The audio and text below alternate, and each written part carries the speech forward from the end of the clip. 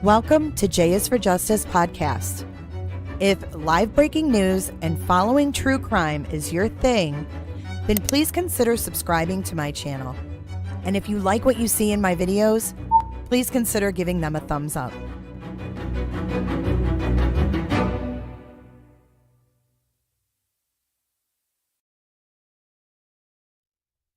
Roberta.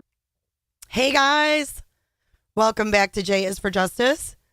My name is Jay and I'm your host today. Bear with me. I am still a little under the weather. My voice is a little on the raspy side today. So hopefully you guys can bear through this. I guess what can you do, right? I mean, when you talk for a living and you have to talk, you have to talk. So, hey, Brat and Shell and Heather J. Good to see you guys. Moderators mount up. Lizzie Bones, my girl. I want to give Lizzie Bones a shout out. Lizzie Bones, I don't know where you came from, girl, but you've been amazing. Like, you've been a really, good supporter. And I just want you to know I appreciate you. And thanks to Lizzie Bones, there was a Twitter Spaces last night where SF Investigates, you know, the guy that's been out there with Kiely's grandfather. He did a Spaces last night where he did a Q&A, and she got permission for us to listen to that here on J is for Justice. So I want to thank you, Lizzie, for doing that. You didn't have to do that, and I appreciate you. So we're gonna listen to that today as well. I just found out right before we went live that I could play it, and I didn't want to assume that I could play it. So Lizzie was like on it, man. So you guys can thank Lizzie that we get to listen to that audio today. Happy girl listened to it, and she said it was very informative. Hey, Mrs. Pete from Michigan. Hey, Kristen Cure. I haven't seen you in forever. All right, so let's, wait, what helps your throat? I gotta scroll up. Hey, Crazy 8. Oh, yeah, say hello to the pups. Oh, Summer moved. Oh, Summer Lou. She's just gotta be difficult.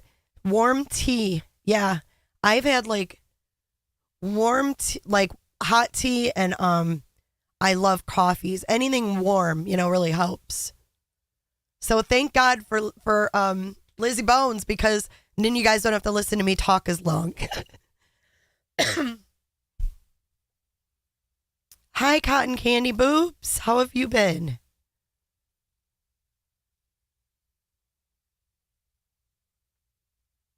She wanted to show us her bum.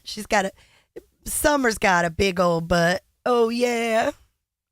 Summer, do you have a big old butt? Oh, I think I'm giving her a complex. We don't want to do that. Hi, Leaf Lover. Hey, sweet Melissa. It's about 45 minutes long. Let me go back and look. Oh, it is 2 hours long. Wow. Wow. That's really long. I thought it was 45 minutes. Holy cow. Okay. Well, he said we could play it. So if you guys want to hear it all, I didn't listen to it yet. So would you guys rather just play it, or do you want me to edit it and upload it? Because I'd like to listen to it. I'm curious, out of respect for the family, he's not doing interviews and going out all over, which I totally respect. So I think that the info that he has is probably in the spaces. Hello, Brendolyn. Thank you for being here. Brandolyn.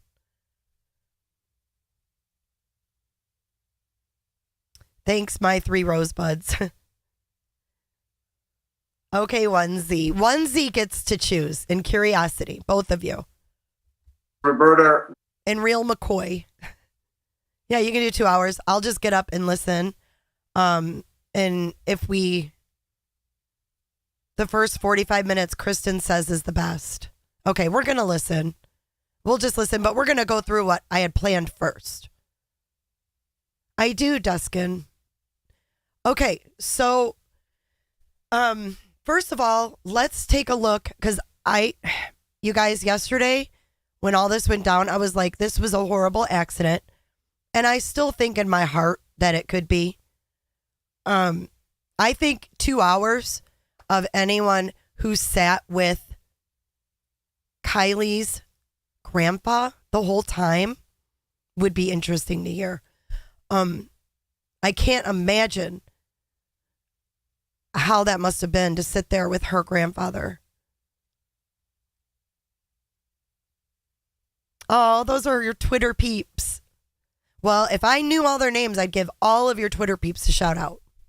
But it looks like Rose and Sarah are the hosts of the spaces. So props to Rose and Sarah. I think I follow Rose on Twitter. Lavender, you think she overdosed? Well, we're going to talk about that. So let's pull up the little slideshow I put together.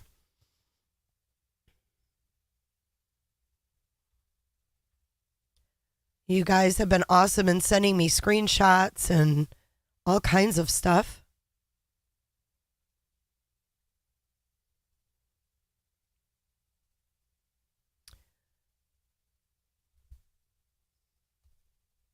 Okay, so let's start. There is the picture of the car being taken out, right?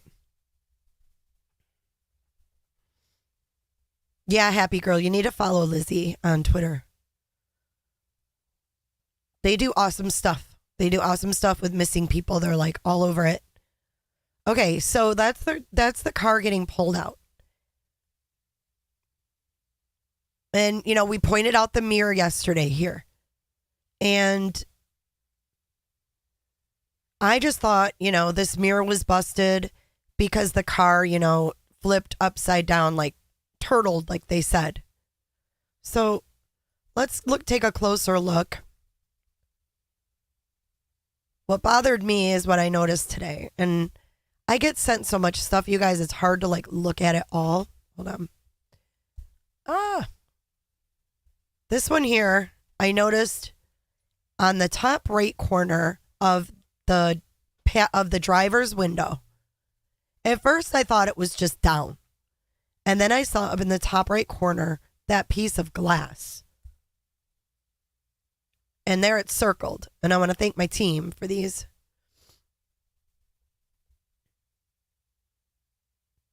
You do, Lizzie? Oh my gosh. Let me know next time you have a Spaces on the weekend. I want to come. I've never been in a Spaces. I've never hosted a space. I don't even know. This is my first time even looking at one. Isn't that crazy? Because I don't use Twitter that much. The only time I really use Twitter is to share things. Okay, but explain this, Auntie Cheryl. Explain this window being broke out.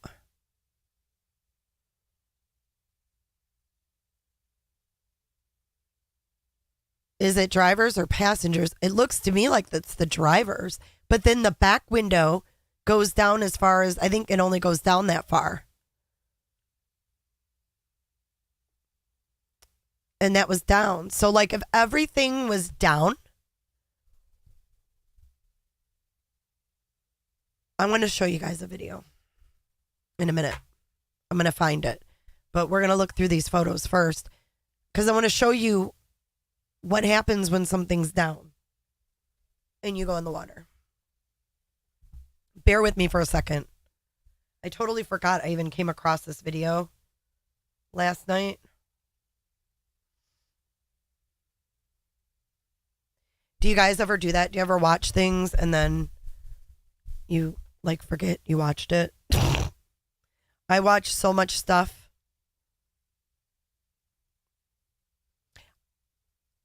I didn't hear AWP say they broke window.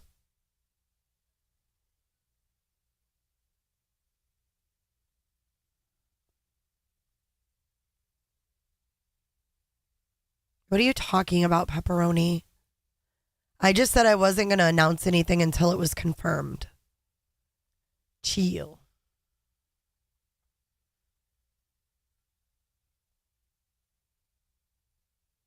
I watched so many videos last night.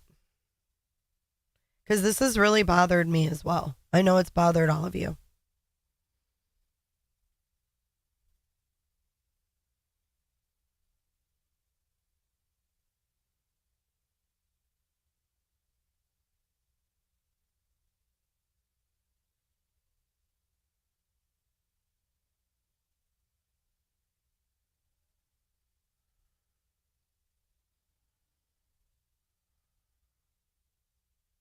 Here it is.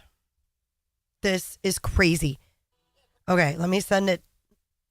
You guys are going to shit your pants.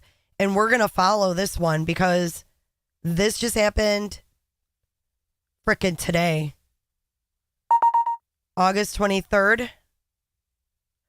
3 kids. We have breaking news just coming into the Fox 13 newsroom. Summit County Sheriff's Office says sorry about that. 3 kids, one in extremely critical condition, pulled from submerged truck in Utah reservoir. Check this out. This isn't the one that shows the reenactment, but this just happened yesterday. Today, actually. Early today.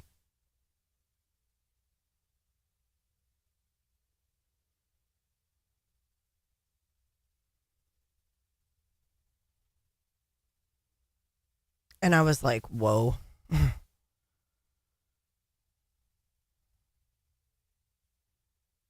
9-year-old boy right now is in extremely critical condition after being rescued from a truck that rolled into Smith and Morehouse Reservoir right about 5:20 this afternoon. The sheriff's office says another 9-year-old boy, also a 2-year-old girl, were in that truck as well when it rolled off a boat launch ramp and then flipped into the water. The other boy was able to swim to safety. A family member was able to rescue the 2-year-old girl. A witness dove down 10 times and was finally able to get the other boy, but he had been underwater for about 10 minutes at that point. The sheriff's office says it will share more information tomorrow morning. We will continue to follow this story very closely. We do not know the relation of those 3 children that were inside the truck that rolled into the water. Again, we will continue to follow this and bring you the very latest update. Listen to this again, you guys. 3 kids were in this truck. This witness, A witness went in and saved a 2-year-old after 10 minutes. I'm sorry, I know this isn't Kiely related, but Truck that rolled into Smith and Morehouse Reservoir right about 5:20 this afternoon. The sheriff's office says another 9-year-old boy, also a 2-year-old girl, were in that truck as well when it rolled off a boat launch ramp and then flipped into the water. The other boy was able to swim to safety. A family member was able to rescue the 2-year-old girl. it rolled off the boat ramp. Could this have happened to Kiely? Streamlabs, you have the best timing. You know what? Do you think that her car could have rolled into the water? The other boy was able to swim to safety. A family member was able to rescue the 2-year-old girl. A witness dove down 10 times and was finally able to get the other boy, but he had been underwater. Oh, the 2-year-old. Okay, the 2-year-old was rescued. One kid swam to safety. And then a witness went down 10 times. You are, Billy?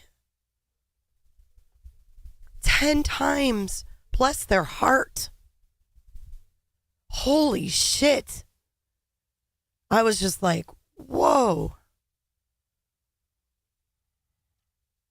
For about 10 minutes at that point. The sheriff's office says it will share more information tomorrow morning. We will continue to follow this story very closely. Oh, let me see if they've done an update. They said they'd do it this morning. I'm sorry, I don't mean to. No, they don't have anything this morning. I'll keep my eye on it, though, you guys. I saw that on Fox 13, Utah. So let's keep our eye on that one, you guys. Fox 13 News, Utah. That guy, I mean, they should have that guy on the news. You know? What is the name of that reservoir? I can Google it really quick. Because I kind of want to see if there was a update. Utah. What was the name of that reservoir? I'm sorry. This is my ADHD. I'm like total ADD, and I hope that you guys can bear with it.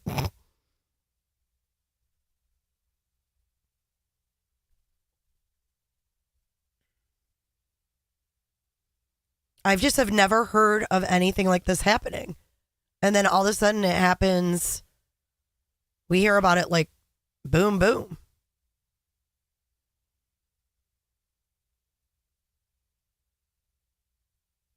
Yeah, no adults in the truck. And then it rolled down a boat ramp.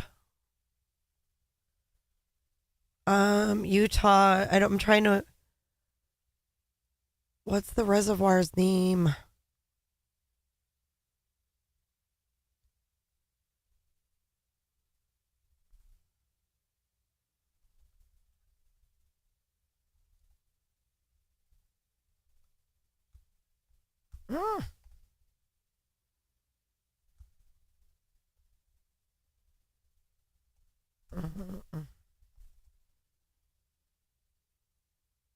Smith and Morehouse.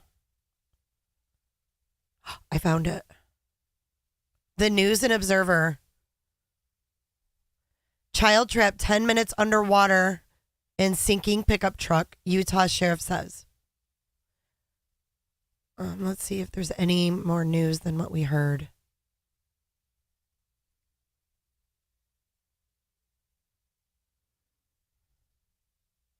The children's grandfather pulled the 2-year-old from the truck. And the other 9-year-old escaped on his own, and a nearby kayaker rescued the second 9-year-old boy. The pickup truck was found in 20 feet of water. This is located 30 miles northeast of Park City, Utah. Okay, wait.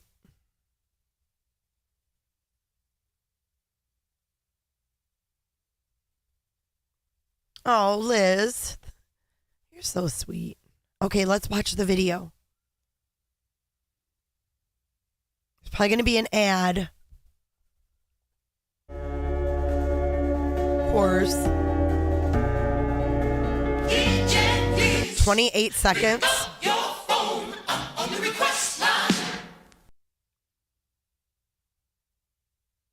They said it was a pickup truck. We're kind of on a different case right now. Active case. Bear with us. We're going to go back to Kiely in a second.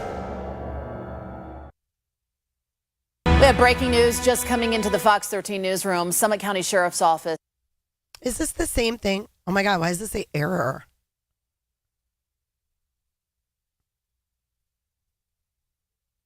It says, okay, here's the sheriff's office.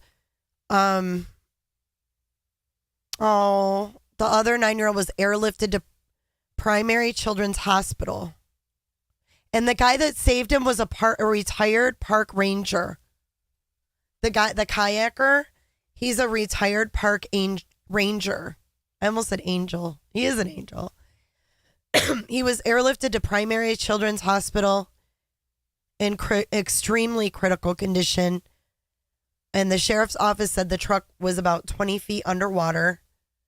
And the sheriff's department says, we have a lot of things to try to figure out. But as you can imagine, the parents and grandfather are all very distraught, as well as a lot of first responders that had to go through this traumatic experience. As of Tuesday morning, that's today, the 9-year-old remains on life support. Dude, he was underwater for 10 minutes. He's brain dead. That's so sad. Dude, I'm going to cry. Fuck.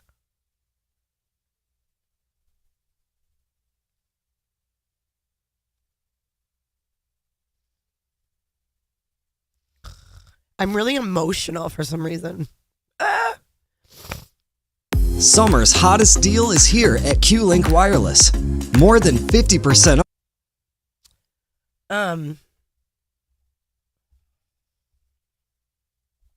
Woo-wee, that will scare somebody. Incognito Potato Shire. Man, ugh. I don't know what's wrong with Q-Link me. Wireless. Sad. We have breaking news just coming into the Fox 13 newsroom. Summit County Sheriff's Office. Oh my God, it keeps erroring. You know what, Fox 13, kick rocks. Okay, here's video.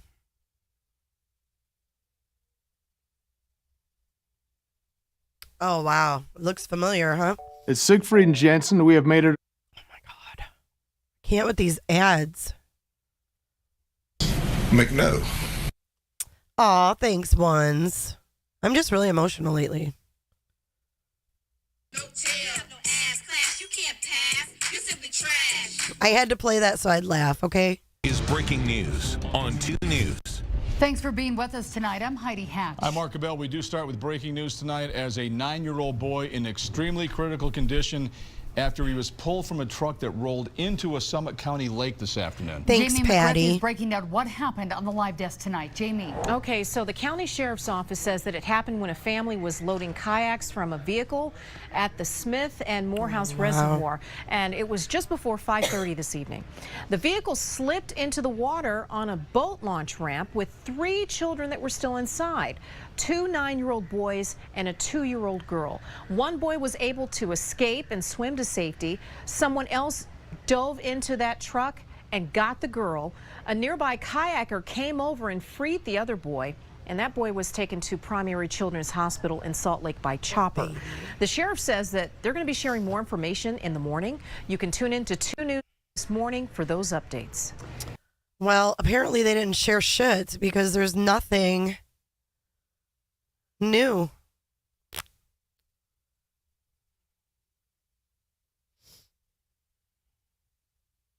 I'm just not a crier. Like, I don't typically cry in front of people.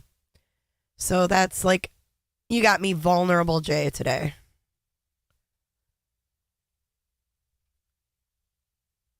Okay, there. Are they going to show us anything other than this? We are this. Oh, here we go again. Could you say that again, Mr. Rottenborn? Hi, JC.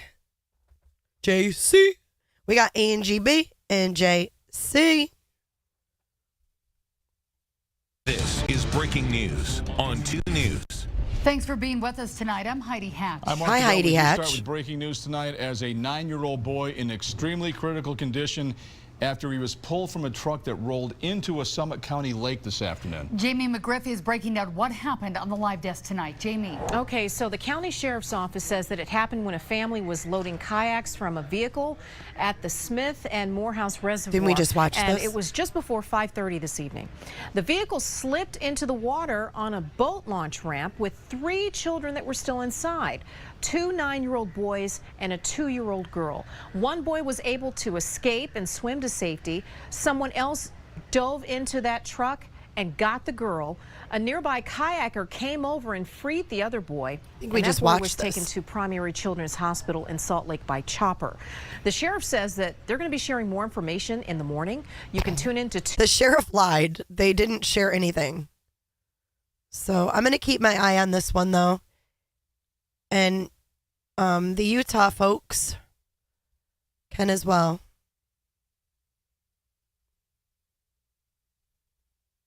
Oh my God, someone go follow Lizzie. She's at 666 followers. Oh shit, please someone save her. That is so funny. I do that when I look at likes. I'm like, ah, get rid of that number. Or views. I'm like, ah, not 666. Objection! Carrie to the rescue. Carrie's coming over in her bloody prom gown.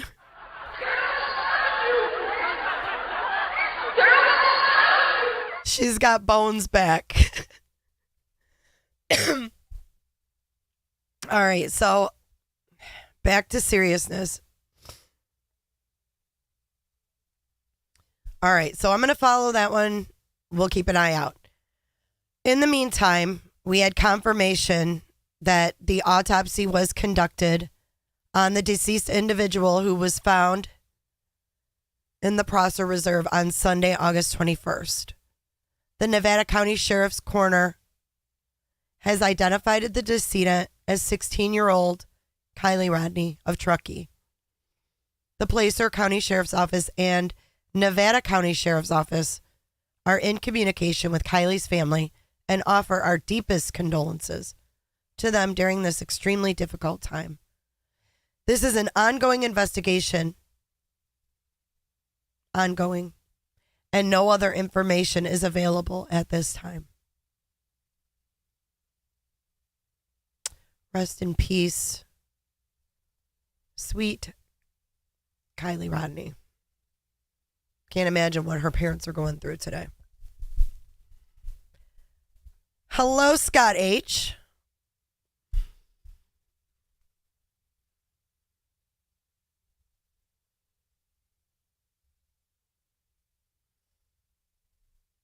You think it was an accident, Heather?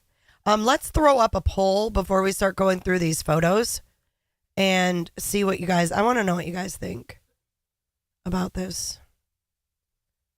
Because I've gotten so many messages from you guys. It's insane. No tail, no ass class, you can't pass, you simply trash. All right, so what should the... Hello, Mark Molina, welcome. What should we poll? Should we... I'm just going to say, do you think that there's foul play? Yes or no? That's the easiest way to do it.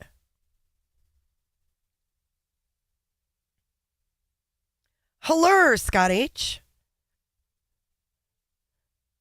Scott H. Don't come here and clutch your pearls, boy. Okay, do you suspect foul play? I guess that's the simplest thing. Is there foul play? Yes or no?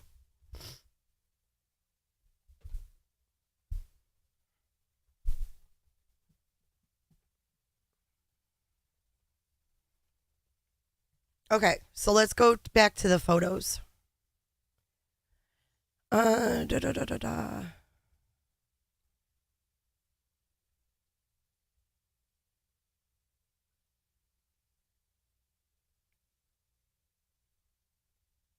There we are. Okay, so we talked about the mirror. We talked about the window.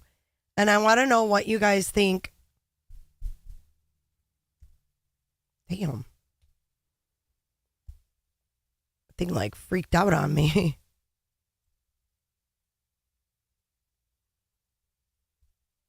There we go. It's moving at its own pace. So while you guys answer the poll,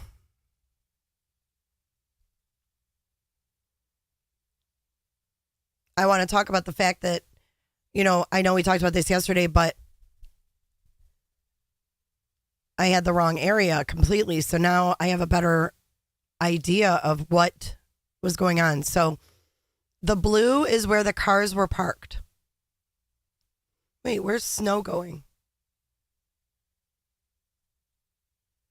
Oh, Snow, I hope you're okay. So the blue is where the car's parked. The green is the party. And the yellow is where her car was found.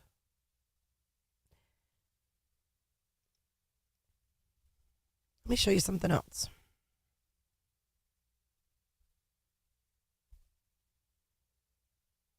There's that window again.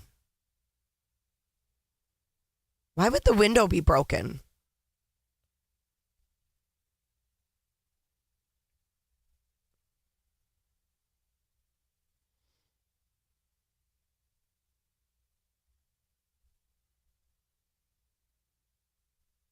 Yeah, I don't know if she was seatbelted in. I would doubt it though. I mean, just being out at a campground, I don't know if I'd buckle up just yet. But we're just purely speculating because you guys have shared so many different theories and photos with me. Ultra Dark CEO, do you think, though, that the window would break? Why would the window break? Nick Wren from AWP said the window was already broken, so they did not break it. There is a slight dent. Yep.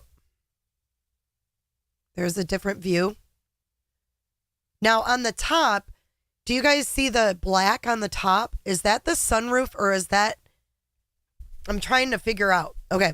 So is that the sunroof or is that like the black from the other side? Is the other side dented as well? Or is that the sunroof I'm seeing on the top of the car?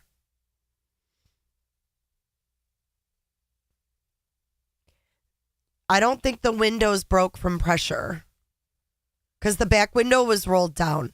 So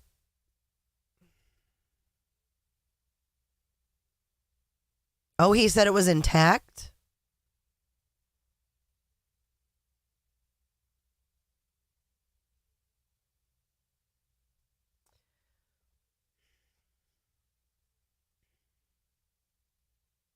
It's pretty typical, Carrie says, for drivers in underwater cars to be found in the back seat trying to get to last air pocket. Oh, because it nosedives.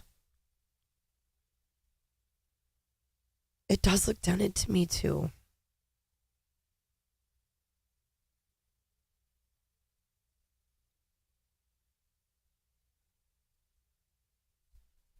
The windows were intact.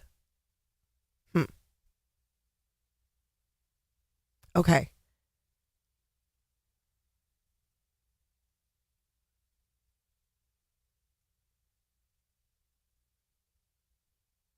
The windows were all rolled up. I said windows.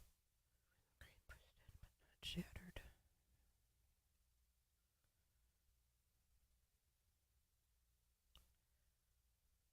Wow.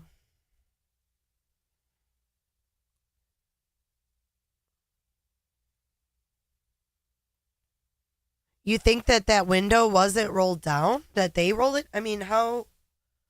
I'm confused.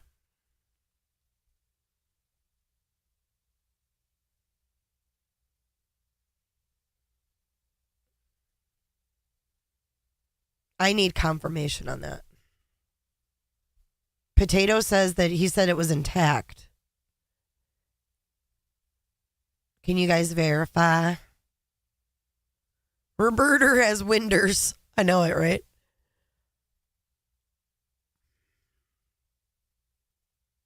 So this picture, if you look in the distance, see the road that comes out to this area? Look how freaking bumpy that is. If you go out there every weekend, aren't you going to know, like, what the roads are like? Too, you know what I mean? Look at those hills. Like, okay, wait, let me make it bigger. Seriously, you guys, look. See the road?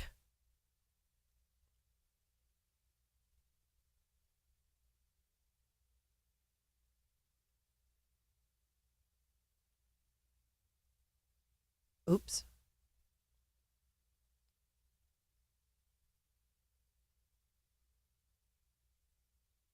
But see how bumpy that road is? How would you not know you're like going? I mean, I don't know, man.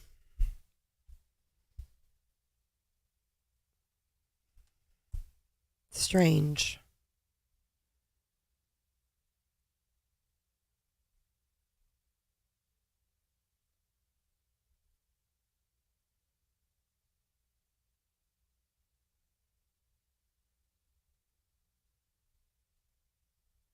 What is that hanging down?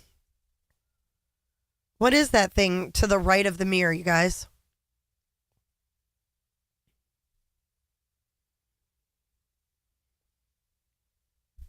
Yeah, that's like the only track. I'll show you guys. We're going to Google Earth it in a sec.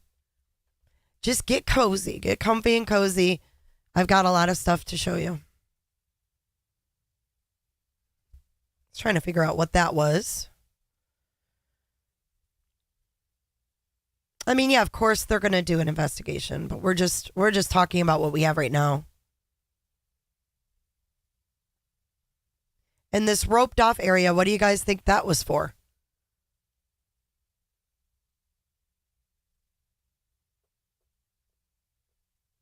What is that for?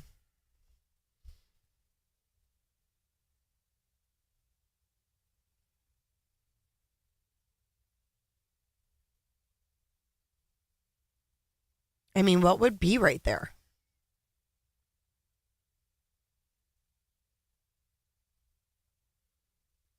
It's so weird. Because, like, if you look at this from an aerial, I'm going to try to get technical. I can't make any promises, but I'll do my best. Okay. We're going to go on a ride, on a journey. Okay, so if you look at this,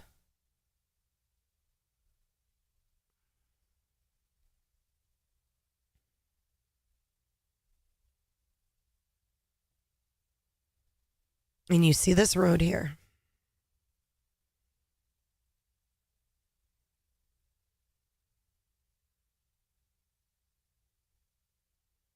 The car's in the wrong spot, though. Hold on.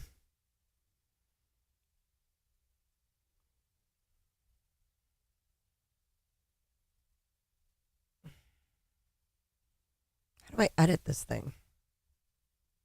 Ah! No, don't do that. Come back.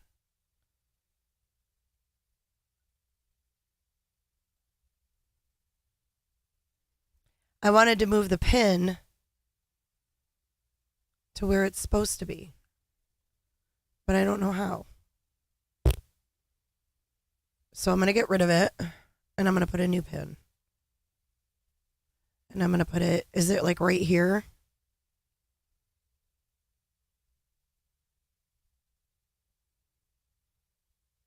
Is that the right spot?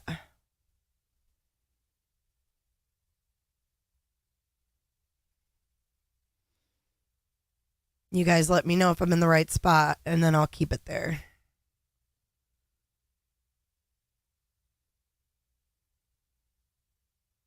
Oh, that's part of the rubber. Thanks, Crash and Burn, Vern. You know what I mean, Vern?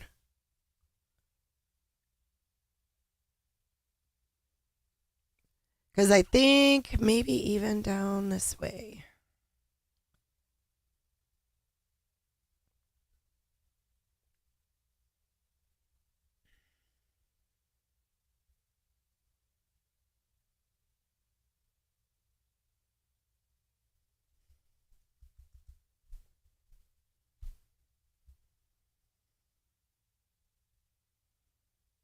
Is that close?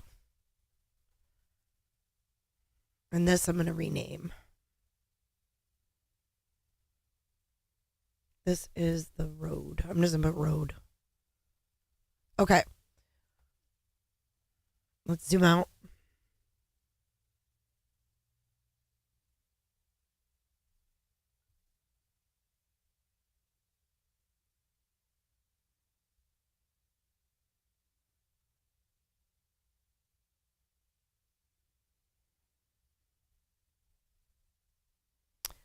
So she would have had to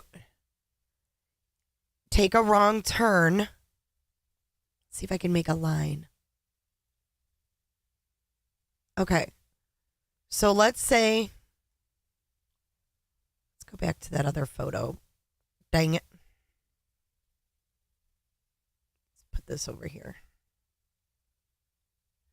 And let me go back.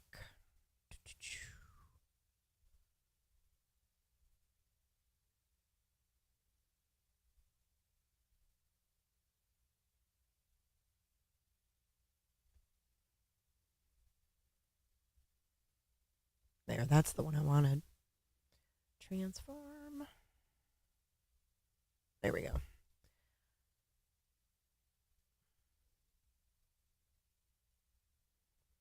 All right, so the right is the picture, the left is my Google Earth.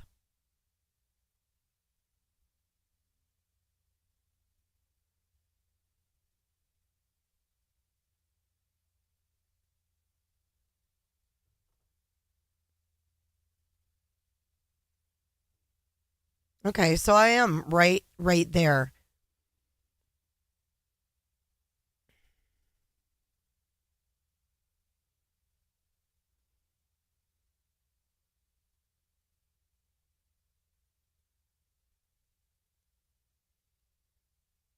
So the party was actually across this like ravine thingy.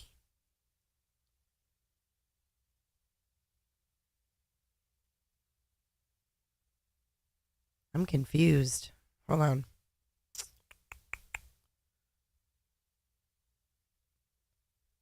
I thought the party was at... I'm still confused on this thing. I thought it was at the ranch group campground.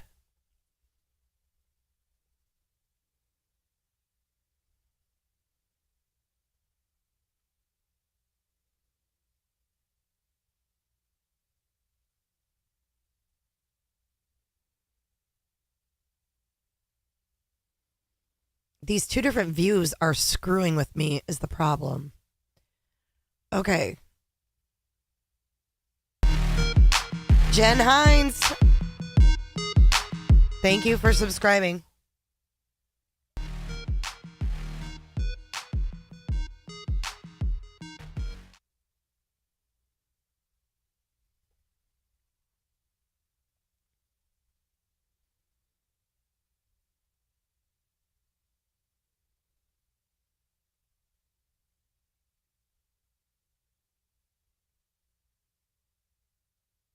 Oh, okay. I'm seeing it now. So they were partying over here. Takes me a minute.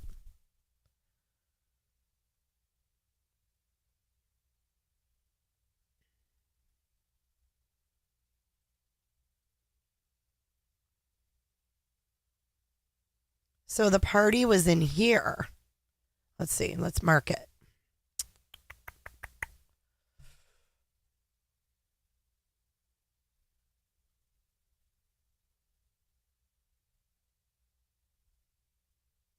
Party.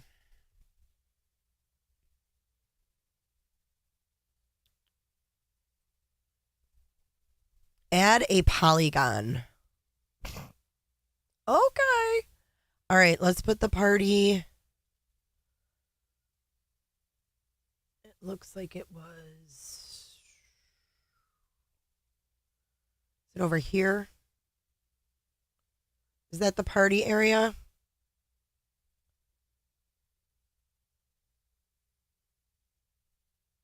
And then they parked their cars.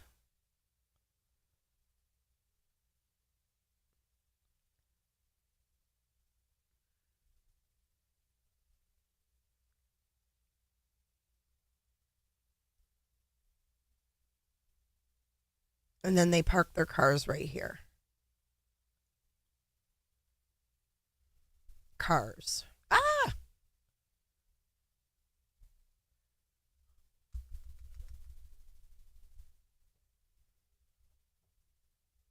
Cars parked. Okay. Well, hello, alligator. Be careful, okay?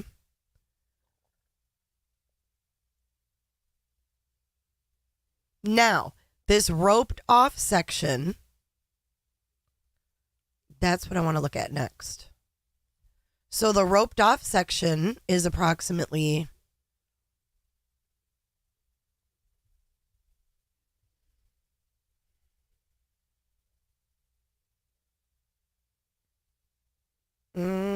I would say here-ish.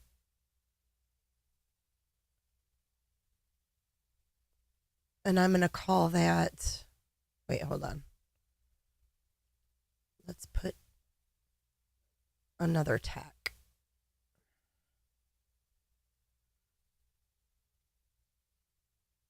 And we're going to call this roped off area.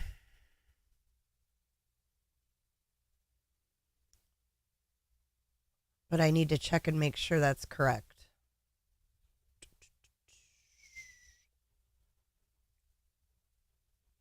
Yeah, it's like right there.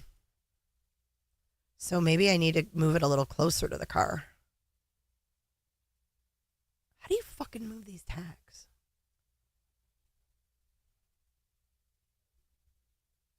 How do you do that? Why do they gotta make that part so freaking hard? But anyway, close enough, I guess. So she could have come down this road right here.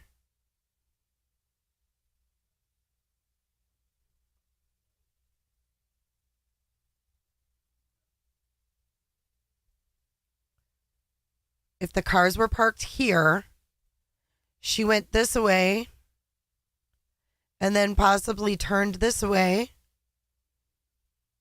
and then just kept going straight. That's one way. We'll call this path 1. Oh, they were trying to figure out the angle of entry. That makes sense. But it seemed like they had that one part, like they had something there in that spot. So there's one possibility. Because if you look, hold on, we're going to look at these photos too. That one bothers me.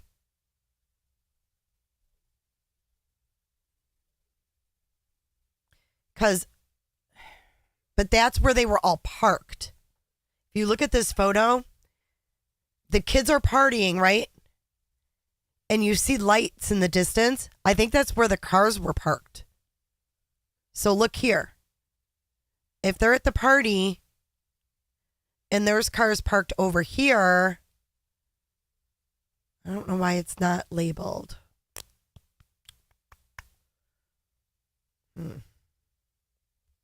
Still learning this Google Earth Pro. Can I add like text?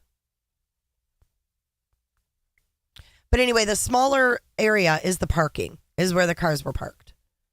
So if they're partying over here in these trees, that picture is not showing her car going in the water because of this incline. You know what I mean? There's no way the picture from that party could show her car going in the water and them all freak out. And I'll show you why.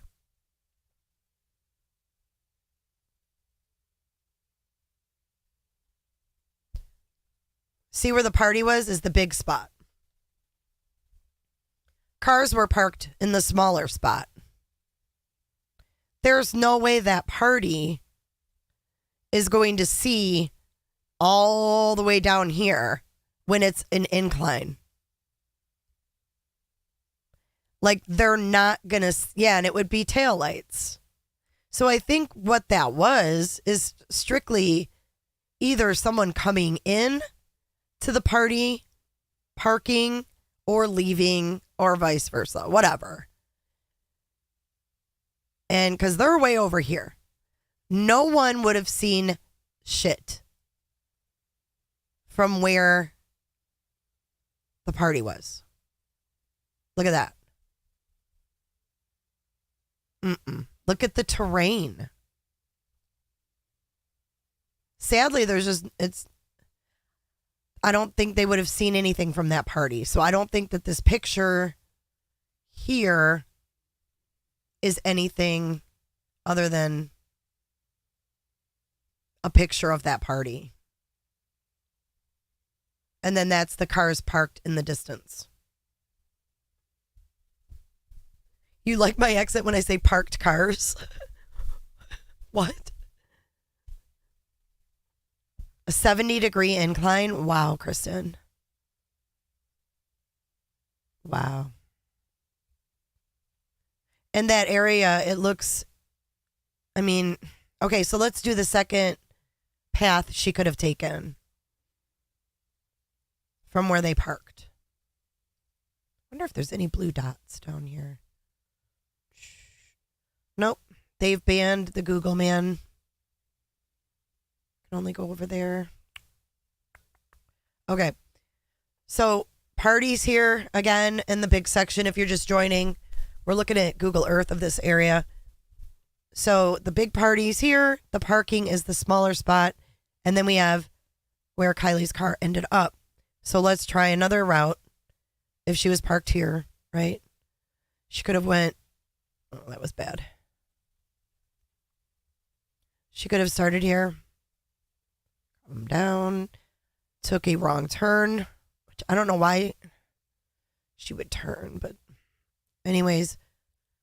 Or, I'm sorry, that's all wrong. I think the next one could be she was parked here, literally might have just driven right along this edge, possibly, to there. I mean, we'll call that path 2.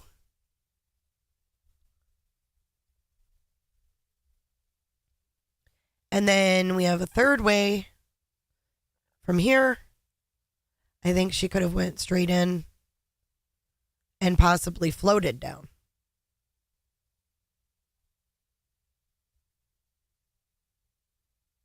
I'll call that path 3. Is there any other paths I should explore?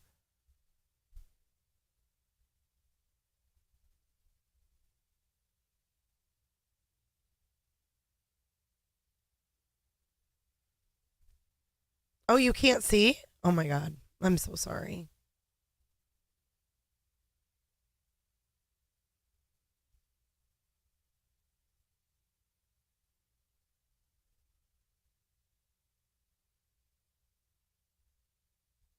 Okay, I'll make it nice and big. So I've got the 3 different routes. Let's zoom in.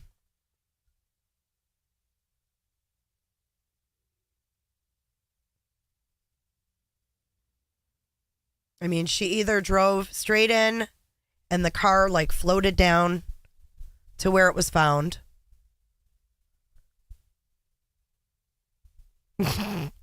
We want to explore them all. Share your screen. Yeah, I guess you're right. That if she drove down there, they would have been able to definitely see. Roberta.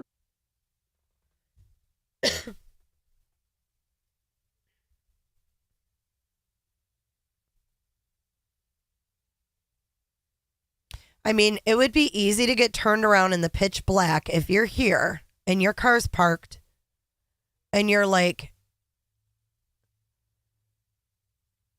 you know, like, I'm gonna, hang on, let me, oh my God, UPS is here. Hold on, I gotta mute. Ridiculous.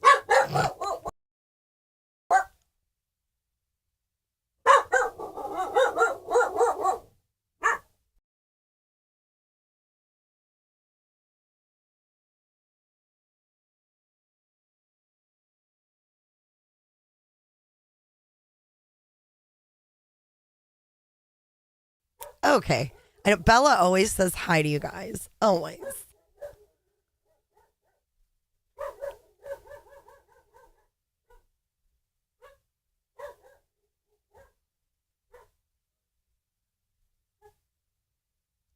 She loves UPS because UPS brings her treats from you guys. That's why she's so excited.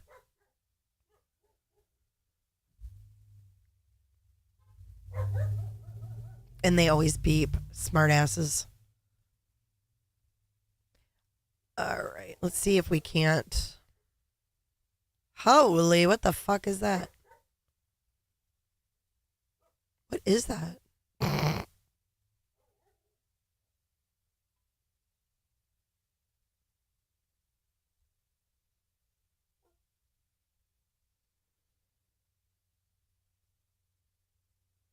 Oh my God. Kristen said, I was once drunk and it took me 30 minutes to find my house in a 1 mile radius.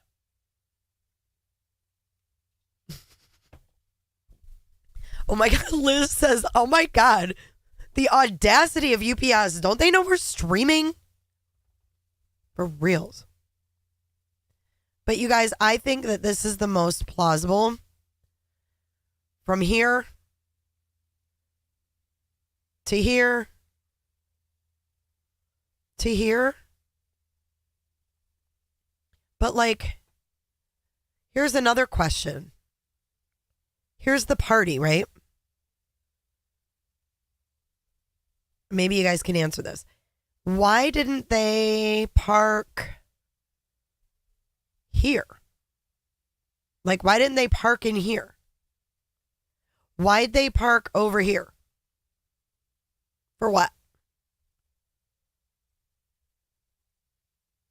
Unless this road is just a little bit too bumpy or something. Why wouldn't they park close to the party? Like, why so far away from the party? Let's check it out, guys.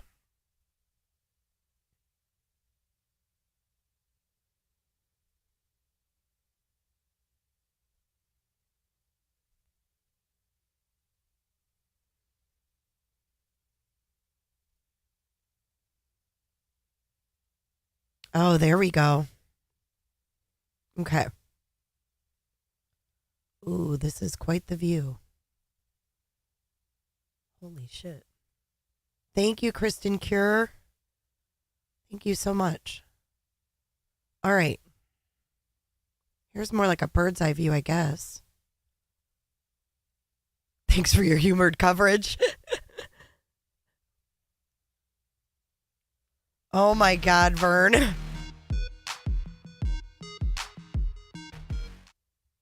My team knew where they parked. Maybe we have to stand down. So I don't know. Ask them. Team, how'd you guys know where they parked? Inquiring minds want to know. You think option 1, 11 Eclipse? All right. Well, I see they parked here. This is what they did. These shits, they parked here and then they walked up here. And that's where they partied.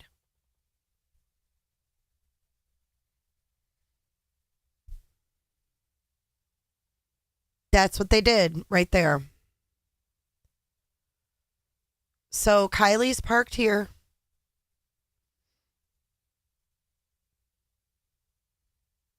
Let's say.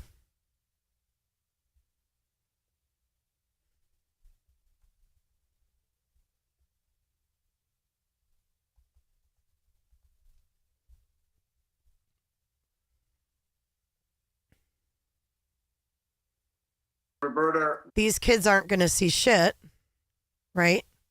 Oh, who just become a member? Leaf Lover Liz. Roberta.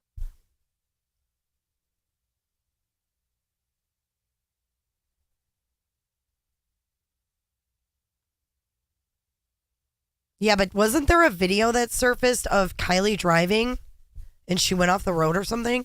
Did you guys see that? I saw that somewhere.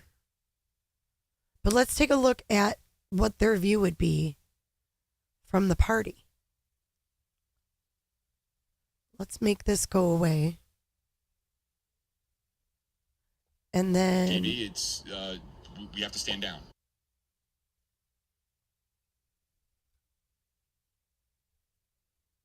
Where's the party area? Because it seems like it was kind of open, right? Is this the party area?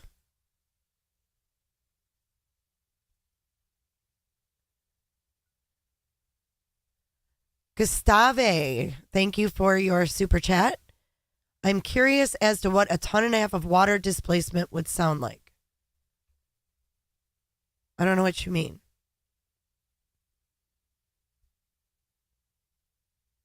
I'm trying to find this exact party area, though, because it was...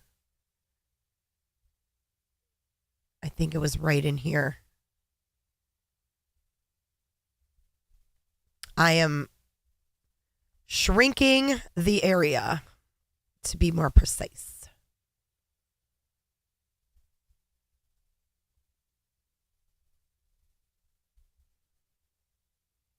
I think the party was in here.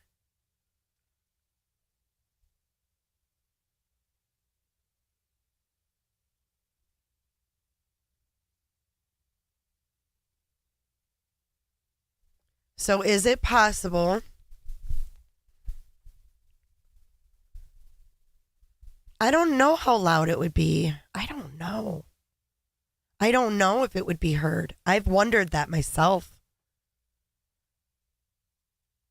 But how do we know that when Kiely got there, that she didn't go like this?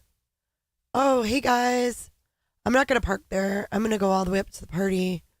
Because I got Mags with me, and like, Mags is going to meet her boyfriend, so I'm going to come up here and park.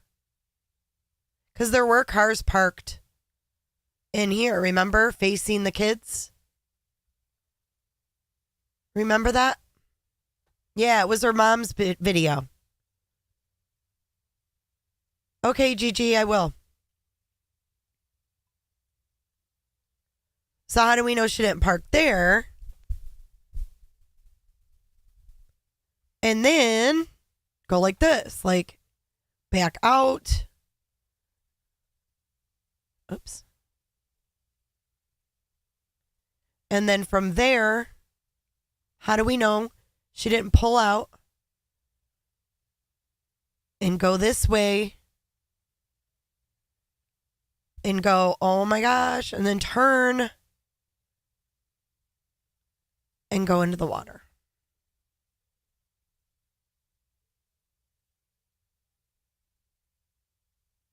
So, good point, potatoes. So let's go down like this. Oops. If I had a penny for every time I said oops, I would be a wealthy woman. You know that? I would be a wealthy, wealthy woman. And I'm not. Okay. Here we go. Thank you, Google Earth Pro, for this view. Holy cow. Potato, I'm seeing how low I can go. Whoa-age. Okay. Whoa. I didn't expect this. I wish I was over more, though. Let's go over this way to the road.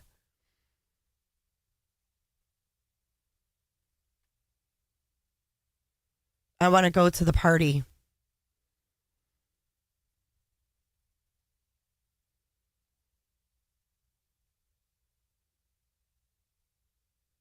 I want to go to the party. Holy Maligator.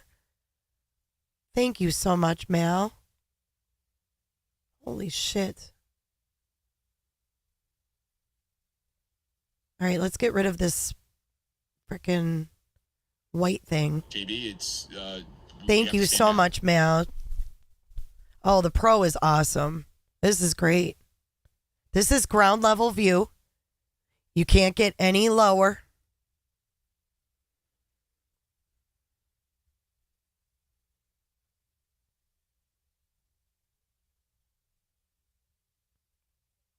Do you really think that those kids could see her go in the water? Roberta, I mean, look at this. They couldn't see anything from here. Where's the water? Oh, I see it here because I see my pins.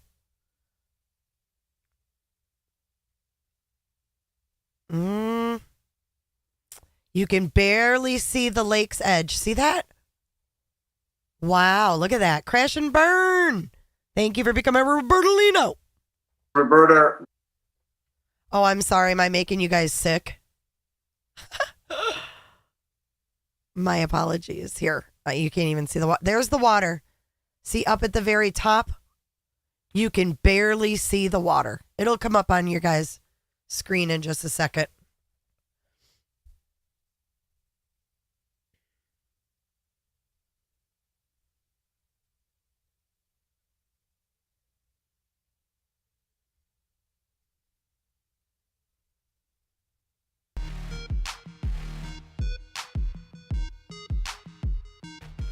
Thank you, Makulif Medal. Thank you, our latest subscriber.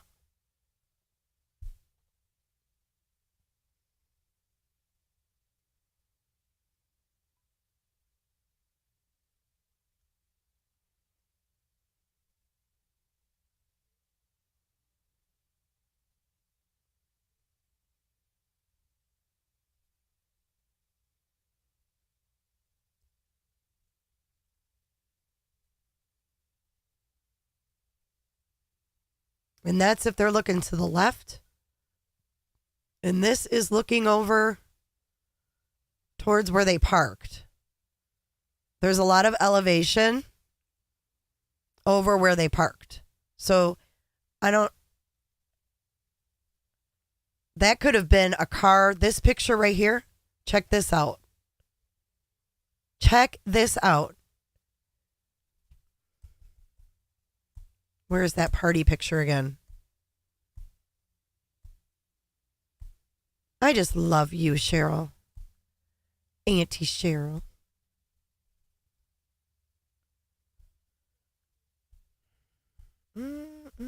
Where is that big picture I had?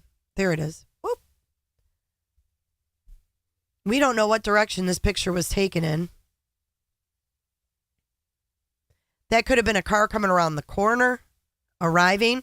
That could have been a car coming up the road. I mean, and with it being that dark. Okay, now wait. Let's go back to Google Earth for a sec.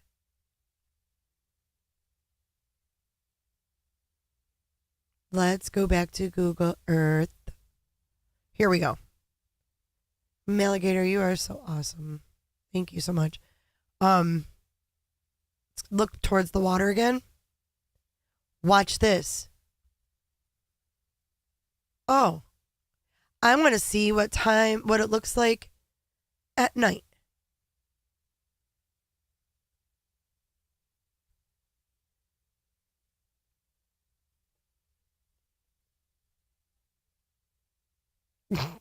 I don't know if that really tells me, but I guess that tells you you don't see shit. I know, Crash and Burn Vern, you're a Roberta. I love it. I'm so proud of you, Vern. But yeah, I think that's NASA's way of saying you can't see shit. They make the screen just poop brown. And then, watch, we're going to watch the sun come up over the mountains.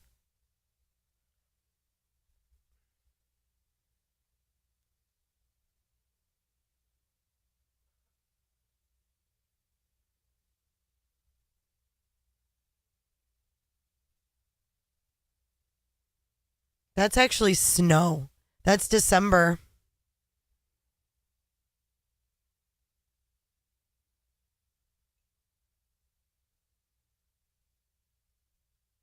Look at this. I can take you back to 1940 at this very spot. That's what it looked like in 1940, according to NASA. And then 1969 has one image that changes. Isn't that weird? Look, in 1969, you see the mountain peaks. Like, what's up with that? What happened in 1969? Like, Google put in mountain peaks and then took them away. And then that's all they had until 84. Then we get more mountain peaks. Isn't that strange? This must show you when they started to get satellites. This is when they could really see us. Like in 1969, they probably put something up in space. When they told us they went to the moon. And then in 1984 was when they started putting those satellites up. Look. Look. And look how the image gets better.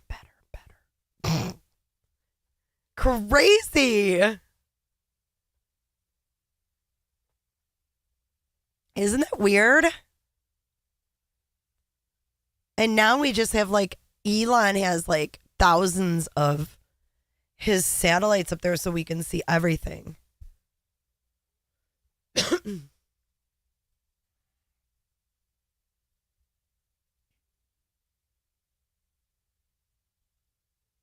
If it was light, yeah, her car would be a red taillight. Oh my God, Heather. Heather says, don't question Google, Jay. Just go with it. Okay. Well said, Google fingers. Well said. Geospatial technology? What is that? I've never heard of that. Okay, back to Kiely.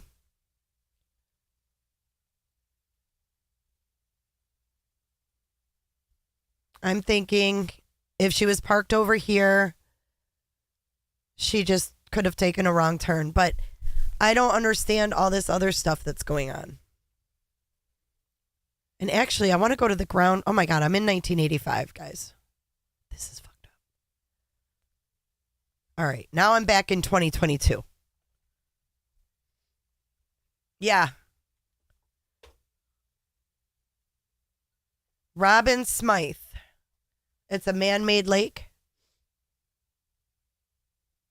Meow. Meow.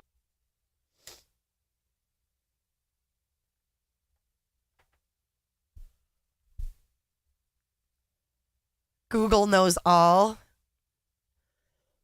I know. I won't question them.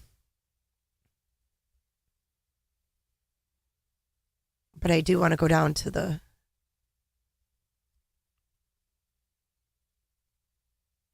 I'm going to go low into the parking area and see what it looks like from there.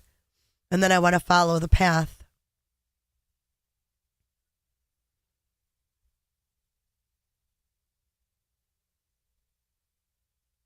Is this all sand right here too? Look at all the tracks.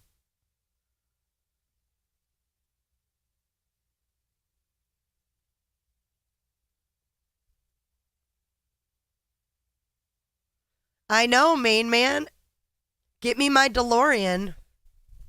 Speaking of DeLoreans, anybody know the story of John DeLorean? It's pretty crazy, kind of like the story of John McAfee, but not quite as crazy.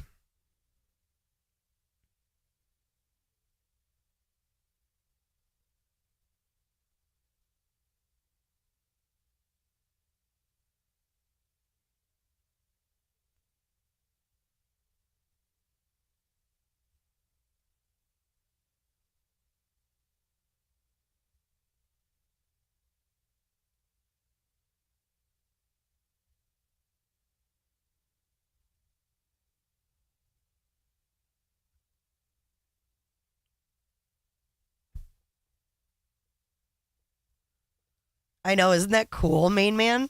It's weird.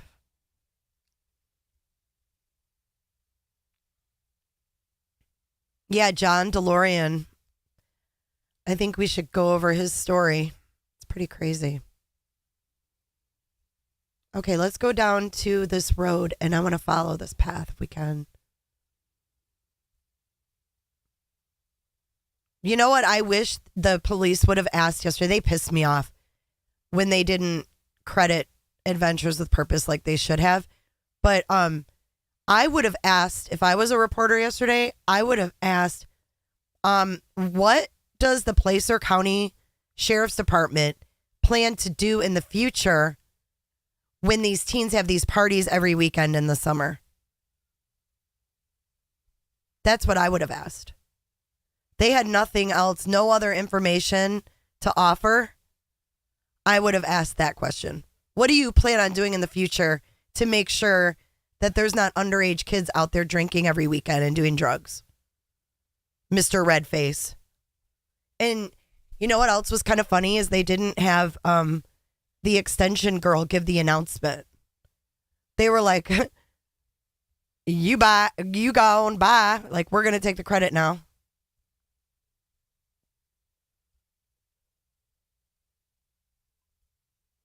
But you think that if Sam did that, though, how you think she got out? She climbed out and said, F this?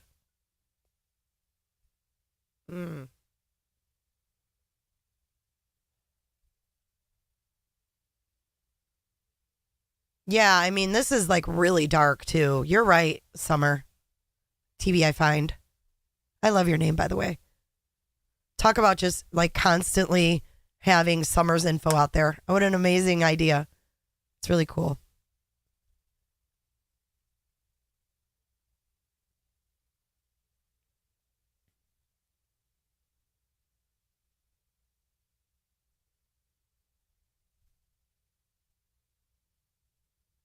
Okay, I'm going to get rid of this party area.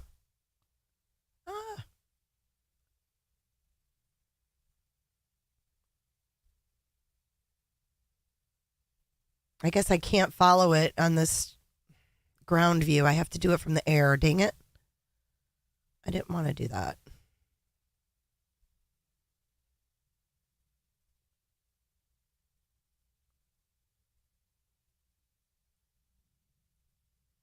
Oh boy, look. She could have turned right here. Oh my God. Guys, she could have turned here and just drove in. I don't know if that's likely. But it would be easy to get confused with all these roads.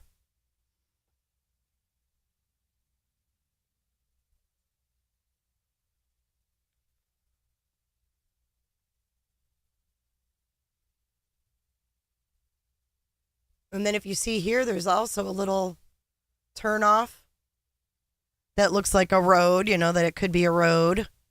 You've got all these little ways that she could have gotten just one wrong turn in the pitch black.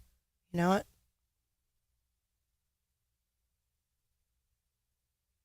Yeah. Sad. So freaking sad. Thank you, happy girl. You are the best. I think you need to listen to Spaces first, then discuss. He answers a lot of your questions. P.S. I love you, Queen Roberta. I love you too. Roberta. Okay, let's do that. Let's listen to the Spaces. That's a great idea. All right, so we're going to start the Spaces interview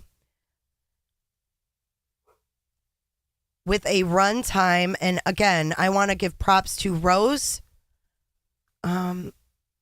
It's okay. You guys, moderators, here's we have to stand down. Here's their usernames on Twitter. Rose is one of the hosts, and her Twitter name is at 901LULU.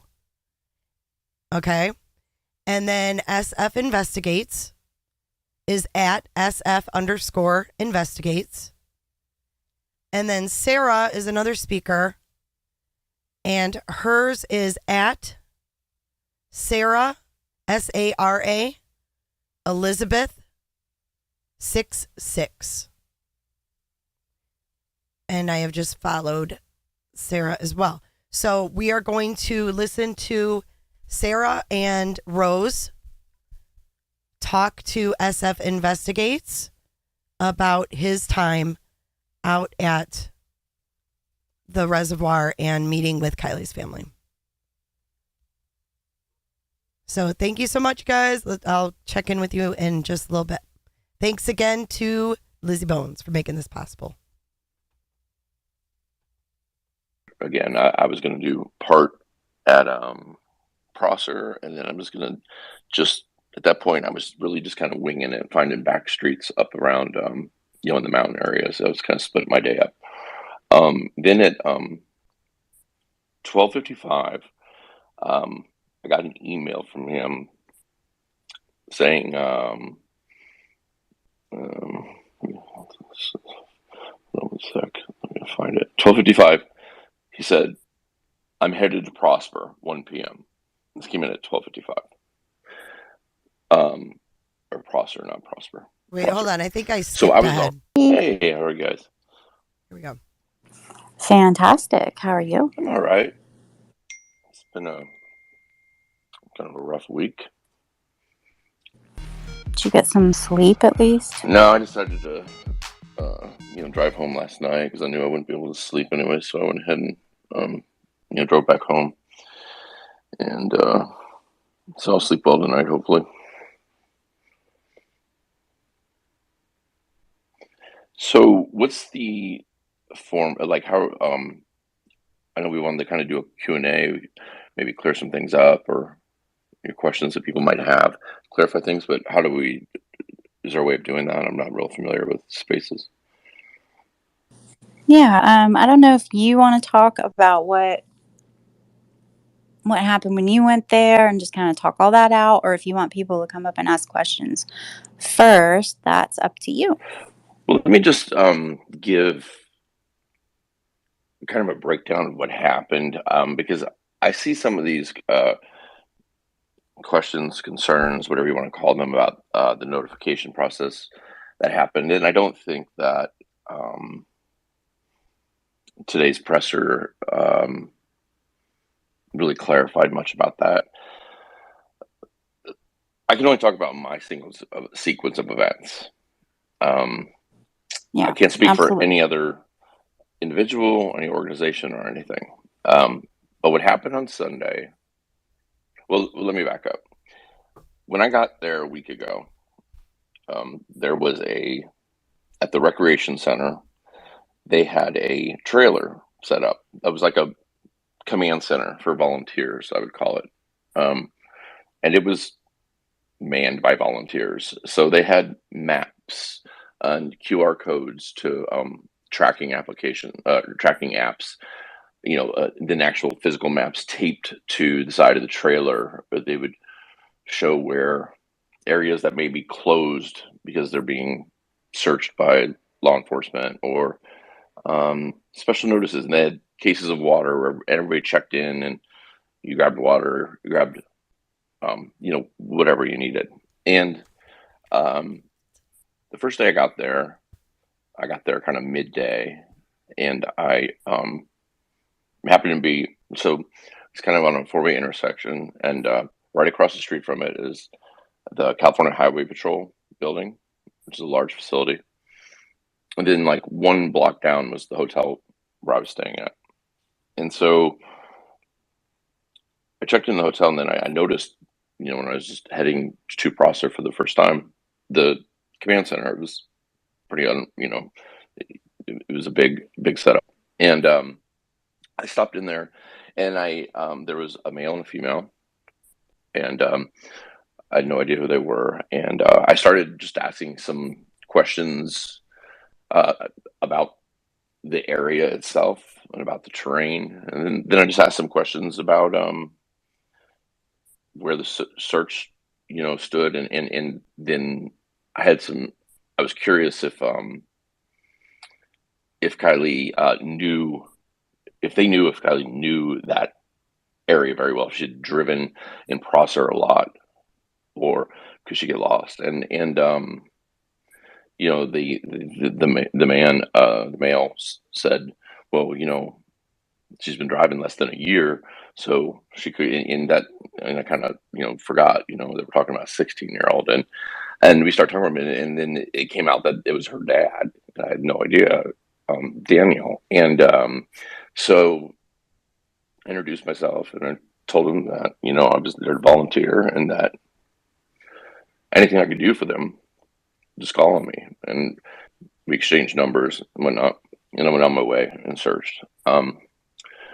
The next morning, like 6 in, I left the hotel to start searching again, and I went by the command trailer again to just see if there was a map update and whatnot. And I knew, or figured it would be closed, and there was nobody out in front of it or anything. There was a couple handwritten things on the map I noticed had changed, and one of them was kind of curious because it said that the last sighting was 1 a.m. and before it was 12:30.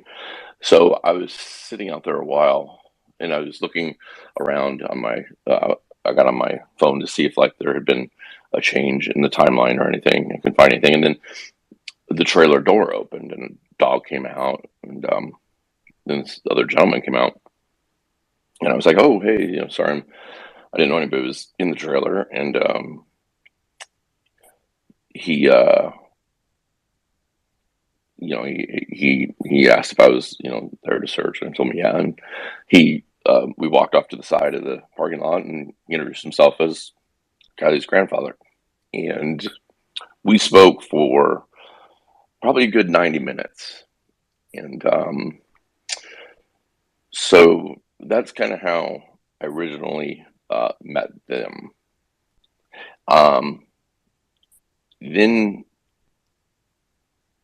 So during that initial discussion, I'd originally told him, I said, you know, I noticed that, you know, for those that don't know, the family has a lodge of, I guess you would call it, and it's on a street called Coldstream, which is about a 4-mile. You go through a gate.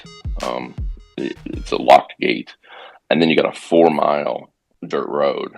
It's truly like off the grid, and it goes deep. And on the way back there, on maps, I'd never been there, but I noticed that there was 3 individual ponds. And at the beginning, I'd asked him, you know, has anybody searched Coldstream? And he didn't.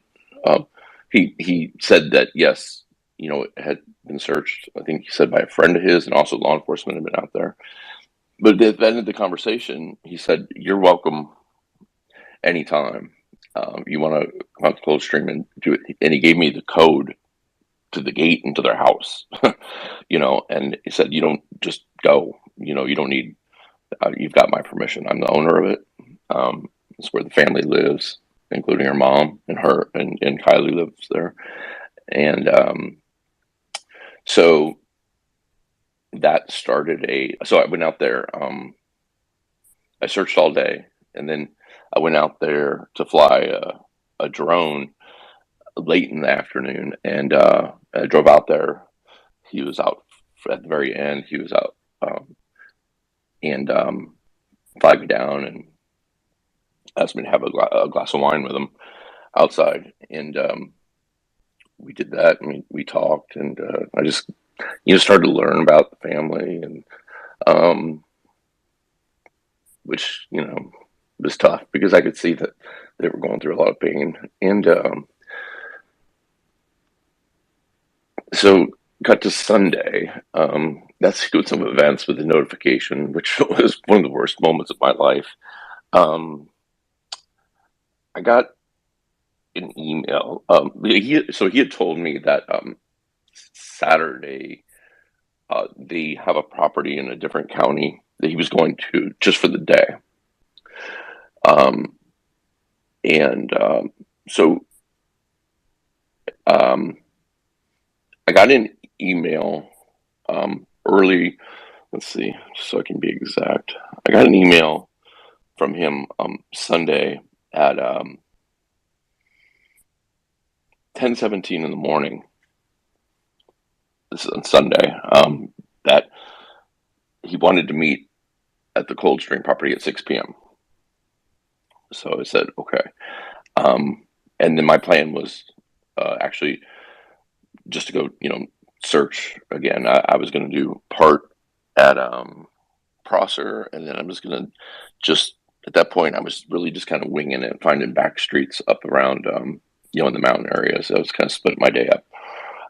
Then at 12:55, I got an email from him saying, hold on one sec, I'm going to find it. 12:55, he said, I'm headed to Prosper, 1 p.m. This came in at 12:55.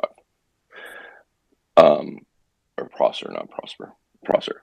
So I was already, out in that area. And so it didn't say anything more than that. And so I was out there, and when I got out there, I noticed that who I assumed was Ventures with Purpose, because they had a large, like, camper trailer rig and a setup, and I did see 2 small inflatable boats in the water. So I didn't go down on that, what I would call it's kind of like a peninsula. It's kind of like a diamond point sand beach. And I was up on the higher road, so that would be the road in between where the party location was and down at the beach where the car was found. And in between that is all these, like, thorn bushes and stuff. And, everybody's, when I say everybody, when law enforcement had their search and rescue teams up there, I know that they were looking, one of the things they were looking for was the phone or, possibly jewelry evidence and stuff like that. So, I was out there, and then I would say I'm guessing about 1:30ish, I ran across David, who, that's her grandfather's name. And so, we started chatting, and he is, he's a really cool guy. He's super, super nice. He's a listener. He takes in everything. He's very, like, he's soft spoken, but you can tell he's really smart, and just, super nice guy. And he just asked me, like, tell me what you think, Steve. Like, tell me, be honest with me. He's like, I just want the truth, and he would ask about certain things, which, I'm not going to go over the individual things. So we were out there, maybe 20 minutes. I had run across him, and then a guy in a quad runner pulled up, and because he had he had a pistol and like a bulletproof jacket on. I figured it was law enforcement, and who I hadn't seen out there yet, but I thought maybe because Ventures with Purpose was out there, and I had a drone up a little bit earlier, they were coming to say something, but he took his helmet off and ended up being Daniel, who is her father, and who's Kiely's father. So now, so this is not, they're not father and son. This is Kiely's mom's dad, and then Kiely's birth dad. So they were father-in-law and son-in-law at one point. And so then I realized it's him, and so the three of us, we sat and talked for quite a while, and they're like, you can just tell that they're so confused, like, what the hell is going on? Like, where's our daughter? Where's our granddaughter? And I don't have any answers for them. I'm just like, listen, that I do a lot of this, and I can never answer that. I don't know. Like, when you're asking where could she be, I'm asking the same questions. I don't know. I just tell them, I'm like, I can tell you that I've personally worked cases for people that have been missing and they're found. But I told them, I said, it's serious that, they're looking, they're law enforcement's very convinced that pain came from around the water area. And I said, that's serious. And they knew that. And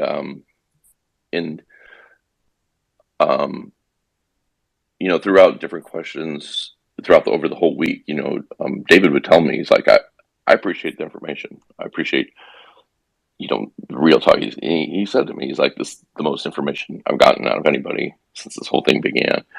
He said, they just have not gotten any information. And that was a big point of frustration. And so the three of us are sitting out there, and there was a discussion about a part of the actual party area, and we decided we wanted to see if we could find the exact trees in the photos that have been released from the party. There's like those 3 photos. So I messaged,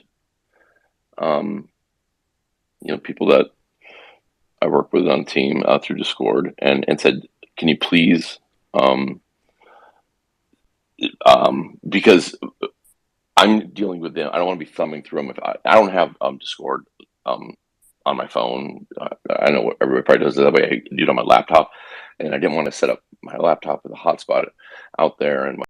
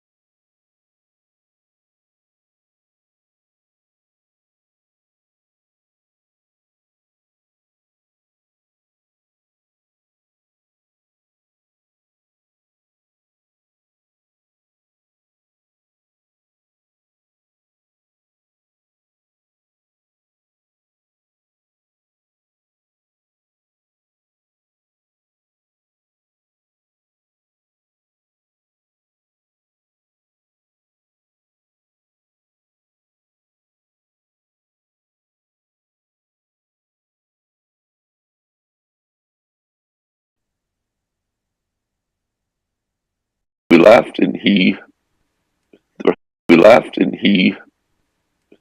I instantly knew that Kiely had been found, and was standing at Prosser, and then I'm just at that point I was really just kind of winging it, finding back streets up around in the mountain area. So I was kind of splitting my day up. Then at 12:55, I got an email from him saying, one sec, I'm gonna find it. 12:55. He said, "I'm headed to Prosper, 1 p.m." This came in at 12:55. Or Prosser, not Prosper. Prosser.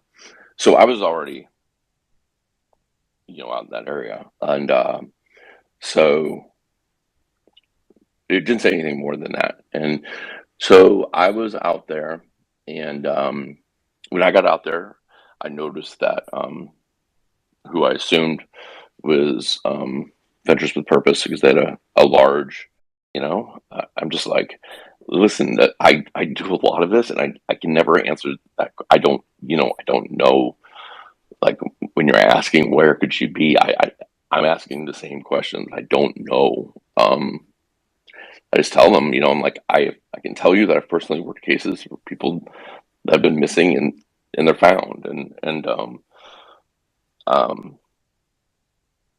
but I told them, I said, it's serious that they're looking. They're law enforcement's very convinced that pain came from around the water area. And I said, that's serious, and they knew that, and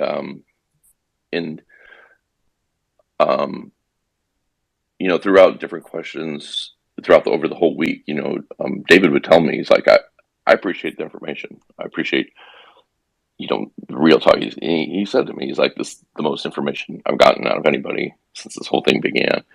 He said, they just have not gotten any information. And that was a big point of frustration. And so the three of us are sitting out there, and there was a discussion about a part of the actual party area, and we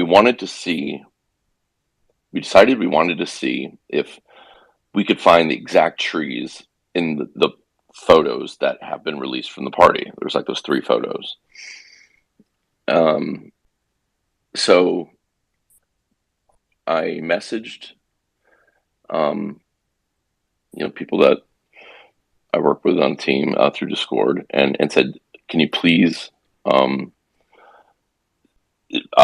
because I'm dealing with them, I don't want to be thumbing through them. If I don't have Discord on my phone. I know what everybody probably does it that way. I do it on my laptop, and I didn't want to set up my laptop with a hotspot out there and whatnot. So I said, I sent a message to DX. I said, can you grab the party photos from Discord and text them to me? And then that was like, so 2:11, and then so at that point it had been a little while of a wait. But I was having the message wasn't going through, so I ended up setting up my hotspot, and then I did log into my laptop, and then I asked, and at 2:19, these are all time stamped. I called DX with Kiely's dad and grandfather on speaker, and said, I told her why we need those pictures, and could you send them as soon as possible, just because they're antsy that they come on. And so she sends the pictures get sent to me, and we're talking. We're going over like a couple of these trees are distinctive, and we're trying to figure out the distance between them so we know what to look for, because we're going to go up the hill. And now we're on this like road that kind of goes all the way around the like the party end of the where the party was, that wraps around to that diamond little beach area there where the car was found.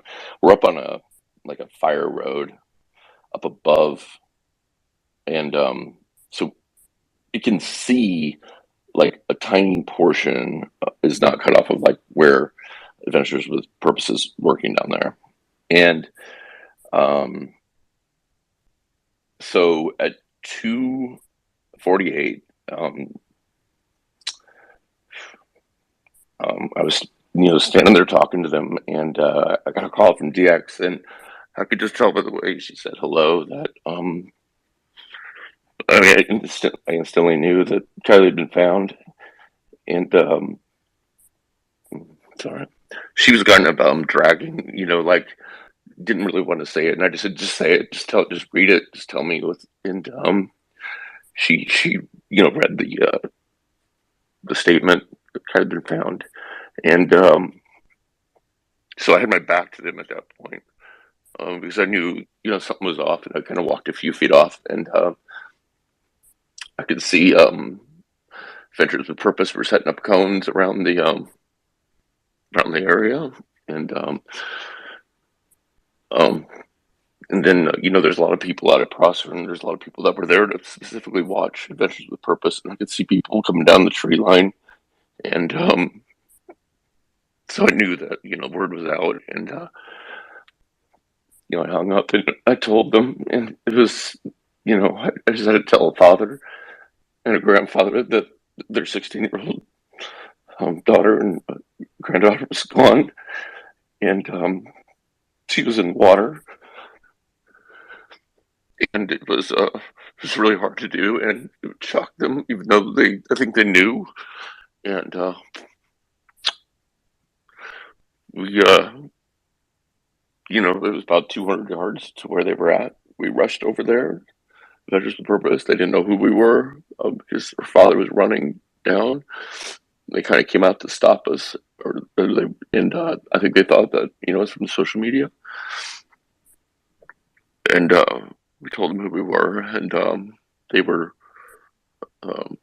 great. They were super comforting. There was no celebration or anything going on their end. That was very sad, and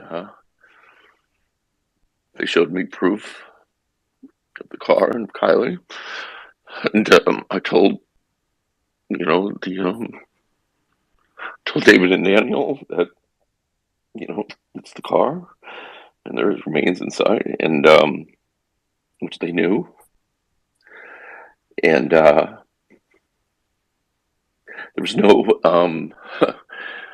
I see these accusations of trying to, like, somehow I'm proud of being the one that told them. It was one of the worst moments of my life.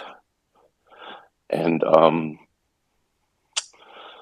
people making those accusations, I think, need to have a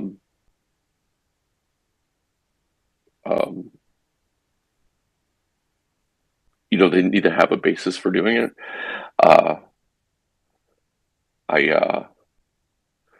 I know I did the right thing. If I didn't, I would have had that knowledge, and somebody running down the hill would have been like, "Did you hear she's found?" As they're going to look and check it out. I can't sit on that information. It was put out there as a statement that the car was found and Kiely was found inside. I'm not going to call 911 and be like, I have some news to tell somebody. Can you come out to Prosser Dam Reserve? That's not the way life works. I don't care if people think that law enforcement should have notified them. Then maybe law enforcement should have been out there when they knew that there was a sonar search going on. If that was the case, there was not one law enforcement presence in the entire park. So we, Doug from Adventures with Purpose, myself, David and Daniel, went down by the short line where the buoy was out there, where Kiely was at, and he told us how they found it, and he explained that he hopes this brings some closure to the family, but obviously don't want this to be how things go. And then we had some talks about Kiely and how this could have happened, which I'll keep private. And then after about 20 or 25 minutes, law enforcement vehicles started showing up. And they asked, they said that they wanted David and Daniel to go to the CHP building.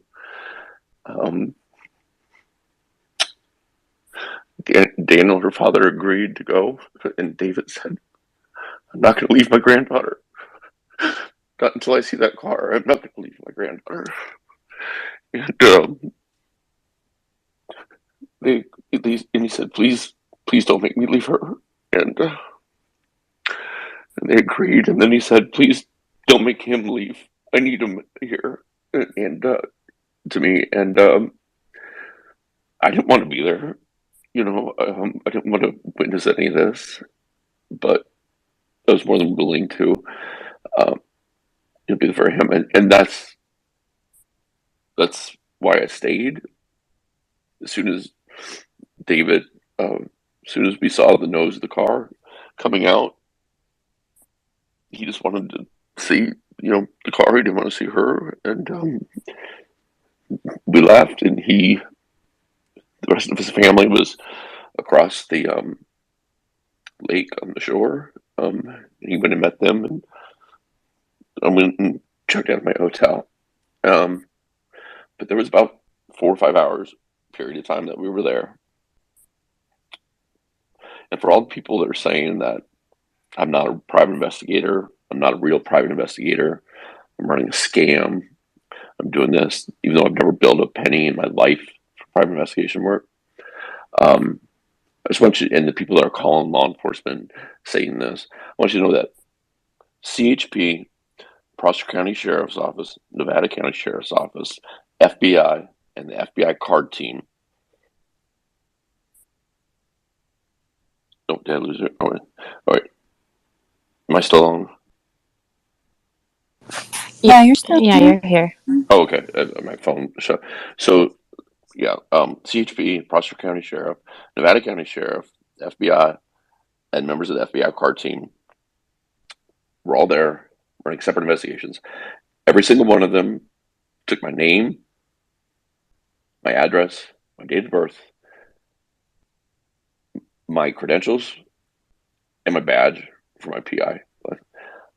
None of them had an issue whatsoever. So the fact that people are trying to raise an issue about this is none of anybody's business. If I'm a PI, even if I charge, even though I don't charge, it's my business if I charge. I do everything by the book. I don't have to be licensed in every state. I can go and volunteer my time anywhere I want. I'm not acting as anybody's PI when I do that. Just the fact that I have a private investigation license doesn't mean I all of a sudden can undo having that if I go to a state where I'm not licensed or doesn't have reciprocity. So the people making these, listen, I'm not an idiot. Okay, I know how to play by the book. The fact that I want to help people, the reason I got my PI license originally years ago, and then I let it go for a while, and then I picked it back up in some states. The reason that I did that, or originally, is for the same reason I do it now, because I want to help people, and I want to have access to information, and I want to have knowledge. I want the continuing education. I'm constantly going to, different, like LAPD. You can take, all their, courses as a civilian. I go to training all the time. I'm a, search and rescue pilot. I'm a commercial license pilot. I've been doing this a long time. I didn't just start this just because I met some of these people around the time that the Gabby Petito case was going on. I've been doing this for 20 years. So for those people, that's fine. If you want to go out, you want to bother law enforcement and stuff like that. I was there. There's plenty of pictures put me. I was there. Every single one of those agencies, they would not let you. They were processing it as a potential crime scene. They were not going to let outsiders inside that tape. So they don't have a problem with it. So I don't know why anybody else is trying to have a problem with it. It's disrespectful to the family. It's noise that does not need to be out there. This family's grieving. Quite frankly, I'm a wreck over this. This is not easy stuff to do.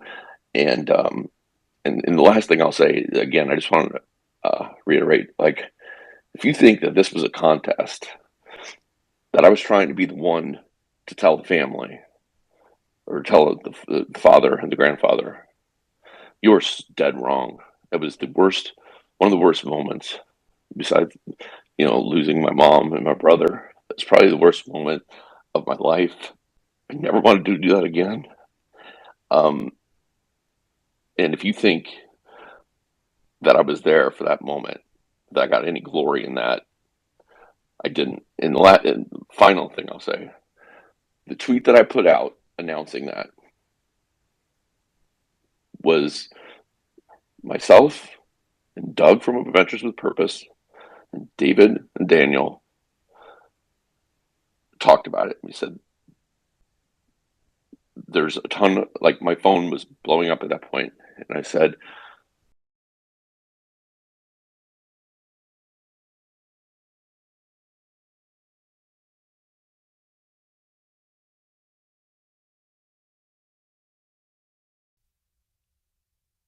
Are we still live? Because this thing froze again. All right, we froze at 24 minutes, 58 seconds. Let me... I keep getting the spinning wheel of death on my Apple. What does that mean, guys? Does it mean I'm going straight to hell?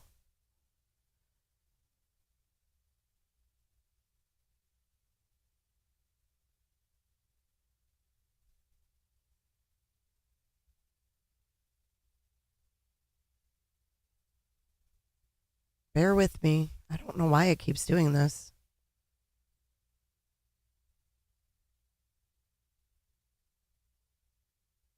"24 minutes and 58 seconds. We'll pick back up. I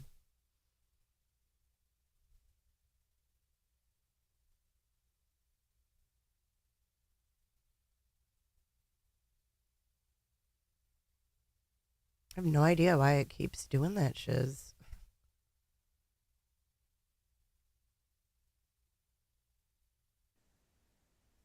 $24.58. 1 p.m.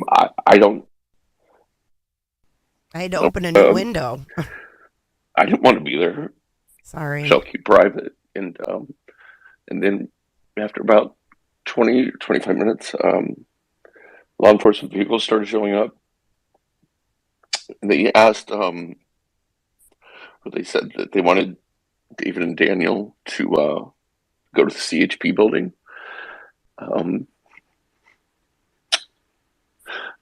Daniel, her father, agreed to go, and David said, "I'm not going to leave my granddaughter. Not until I see that car. I'm not going to leave my granddaughter." And he said, "Please don't make me leave her." And they agreed. And then he said, "Please don't make him leave. I need him here." And to me, and I didn't want to be there. I didn't want to witness any of this, but I was more than willing to be there for him, and that's why I stayed. As soon as David, as soon as we saw the nose of the car coming out, he just wanted to see, the car. He didn't want to see her, and we left, and the rest of his family was across the lake on the shore. He went and met them, and I went and checked out of my hotel. But there was about 4 or 5 hours period of time that we were there. And for all the people that are saying that I'm not a private investigator, I'm not a real private investigator, I'm running a scam, I'm doing this, even though I've never billed a penny in my life for private investigation work. I just want you, and the people that are calling law enforcement saying this, I want you to know that CHP, they're running separate investigations. Every single one of them took my name because they have an issue with me. I said they're trying to make it into an event that I was the one that notified you. And David, and he replied back, "I think you made the right call, Steve. I stand by your decision. I agree with what you did. I really do appreciate it as well." And that's where it ended. And that's all I really have to say about that situation. And if anybody still has issue with it, I'll answer your questions as long as they're public knowledge. They're not speculation on the investigation. If you have an issue where it ended, and that's all I really have to say about that situation, it'll be for him. And that's why I stayed. As soon as David, as soon as we saw the nose of the car coming out, he just wanted to see, the car. He didn't want to see her, and we left. And the rest of his family was across the lake on the shore. He went and met them, and I went and checked out of my hotel. But there was about 4 or 5 hours period of time that we were there. And for all the people that are saying that I'm not a private investigator, I'm not a real private investigator, I'm running a scam, I'm doing this, even though I've never billed a penny in my life for private investigation work. I just want you, and the people that are calling law enforcement saying this, I want you to know that CHP, Prosser County Sheriff's Office, Nevada County Sheriff's Office, FBI, and the FBI card team. Oh, did I lose it? All right. Am I still on? Yeah, you're still you're here. Oh, okay. My phone shut. So, yeah, CHP, Prosser County Sheriff, Nevada County Sheriff, FBI, and members of the FBI card team were all there running separate investigations. Every single one of them took my name, my address, my date of birth, my credentials, and my badge for my PI. But none of them had an issue whatsoever. So the fact that people are trying to raise an issue about this is none of anybody's business. If I'm a PI, even if I charge, even though I don't charge, it's my business if I charge. I do everything by the book. I don't have to be licensed in every state. I can go and volunteer my time anywhere I want. I'm not acting as anybody's PI when I do that. Just the fact that I have a private investigation license doesn't mean I all of a sudden can undo having that if I go to a state where I'm not licensed or doesn't have reciprocity. So the people making these, listen, I'm not an idiot. Okay, I know how to play by the book. The fact that I want to help people, the reason I got my PI license originally years ago, and then I let it go for a while, and then I picked it back up in some states. The reason that I did that, or originally, is for the same reason I do it now, because I want to help people, and I want to have access to information, and I want to have knowledge. I want the continuing education. I'm constantly going to, different, like LAPD. You can take, all their, courses as a civilian.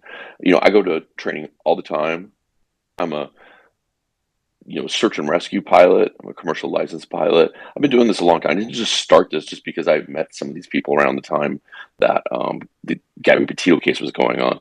I've been doing this for 20 years. So for those people, that's fine. If you want to go out, you want to bother law enforcement and stuff like that. I was there. There's plenty of pictures put me. I was there. Every single one of those agencies, they would not let you. They were processing it as a potential crime scene.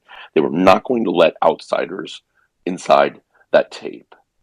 So they don't have a problem with it. So I don't know why anybody else is trying to have a problem with it. It's disrespectful to the family. It's noise that does not need to be out there. This family's grieving. Quite frankly, I'm a wreck over this. This is not easy stuff to do. And the last thing I'll say, again, I just want to reiterate, if you think that this was a contest, that I was trying to be the one to tell the family or tell the father and the grandfather, you're dead wrong. It was one of the worst moments, besides, losing my mom and my brother. It's probably the worst moment of my life. I never wanted to do that again. And if you think that I was there for that moment, that I got any glory in that, I didn't. And the final thing I'll say, the tweet that I put out announcing that was myself and Doug from Adventures with Purpose, and David and Daniel talked about it. We said,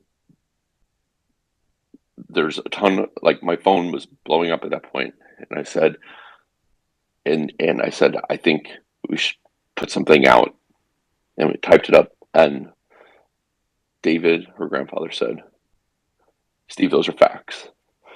I'm fine with facts. And I put it out with their permission. Because of all the trash talking that's going on online, this morning I was talking to her father online, I brought it up and I said, I know I'm so sorry that there's people out there that they're dragging your daughter's name into this because they have an issue with me.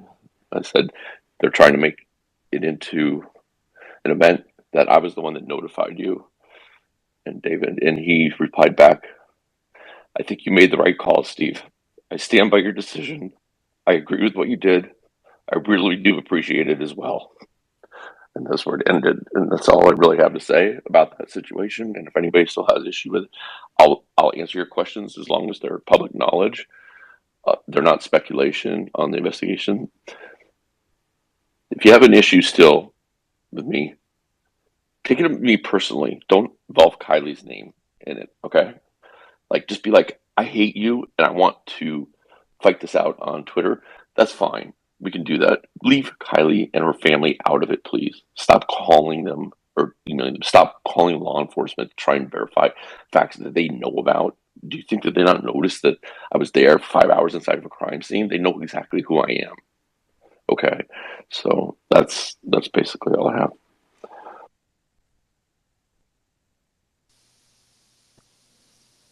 Thank you so much, Steve. Yes.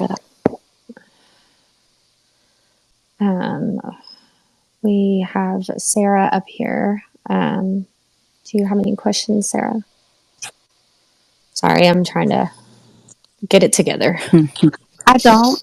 I just want to thank Steve for his time and his everything. I mean, it's emotionally draining, obviously, for him. Being put in that situation is never easy, and I am so sorry for the people who are trying to drag you just because they do not like you. You know who you are. The majority of us know who you are. We know your heart, and I am glad to be able to call you a friend. Thank you. I appreciate that. And I just want to say to the moderators,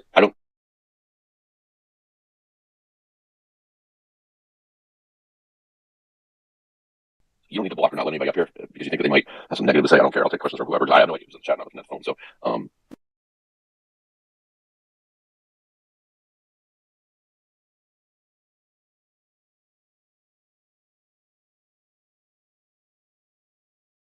Yeah, that's fine. I'm gonna invite people up for questions. okay. I do Yeah, I mean, mind. I don't know.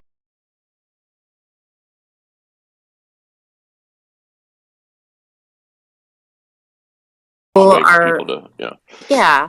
If everybody wants to request the mic, that's okay. We'll let you up for questions. Just don't be rude. Don't interrupt anybody. Steve says it's okay to be rude, but I don't say it's okay.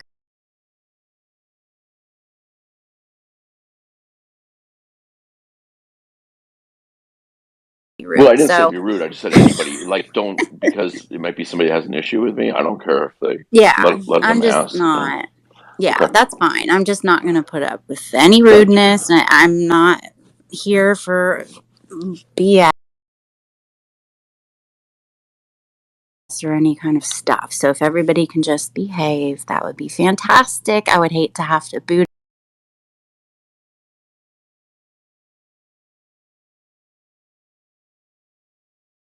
anybody, and I don't want to have to be mean. So please don't force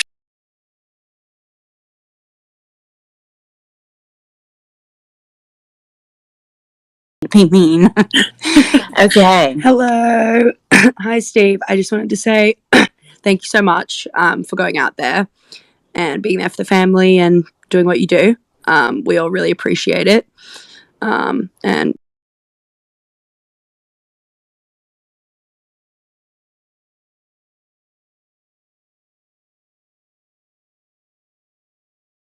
that's all I wanted to say. Thank you. Thank you. Thank you, And Steve, I know that was one of the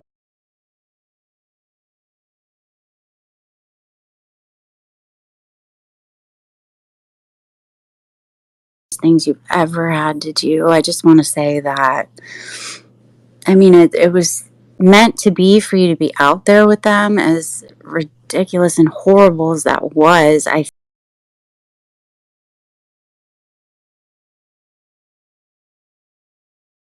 like them hearing that news from you instead of them finding out on social media.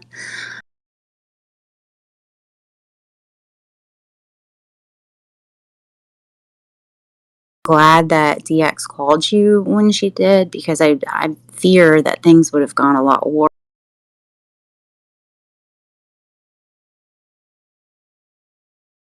if you hadn't been there. So bless you for being there for them. Bless you for caring enough, and everything that you do.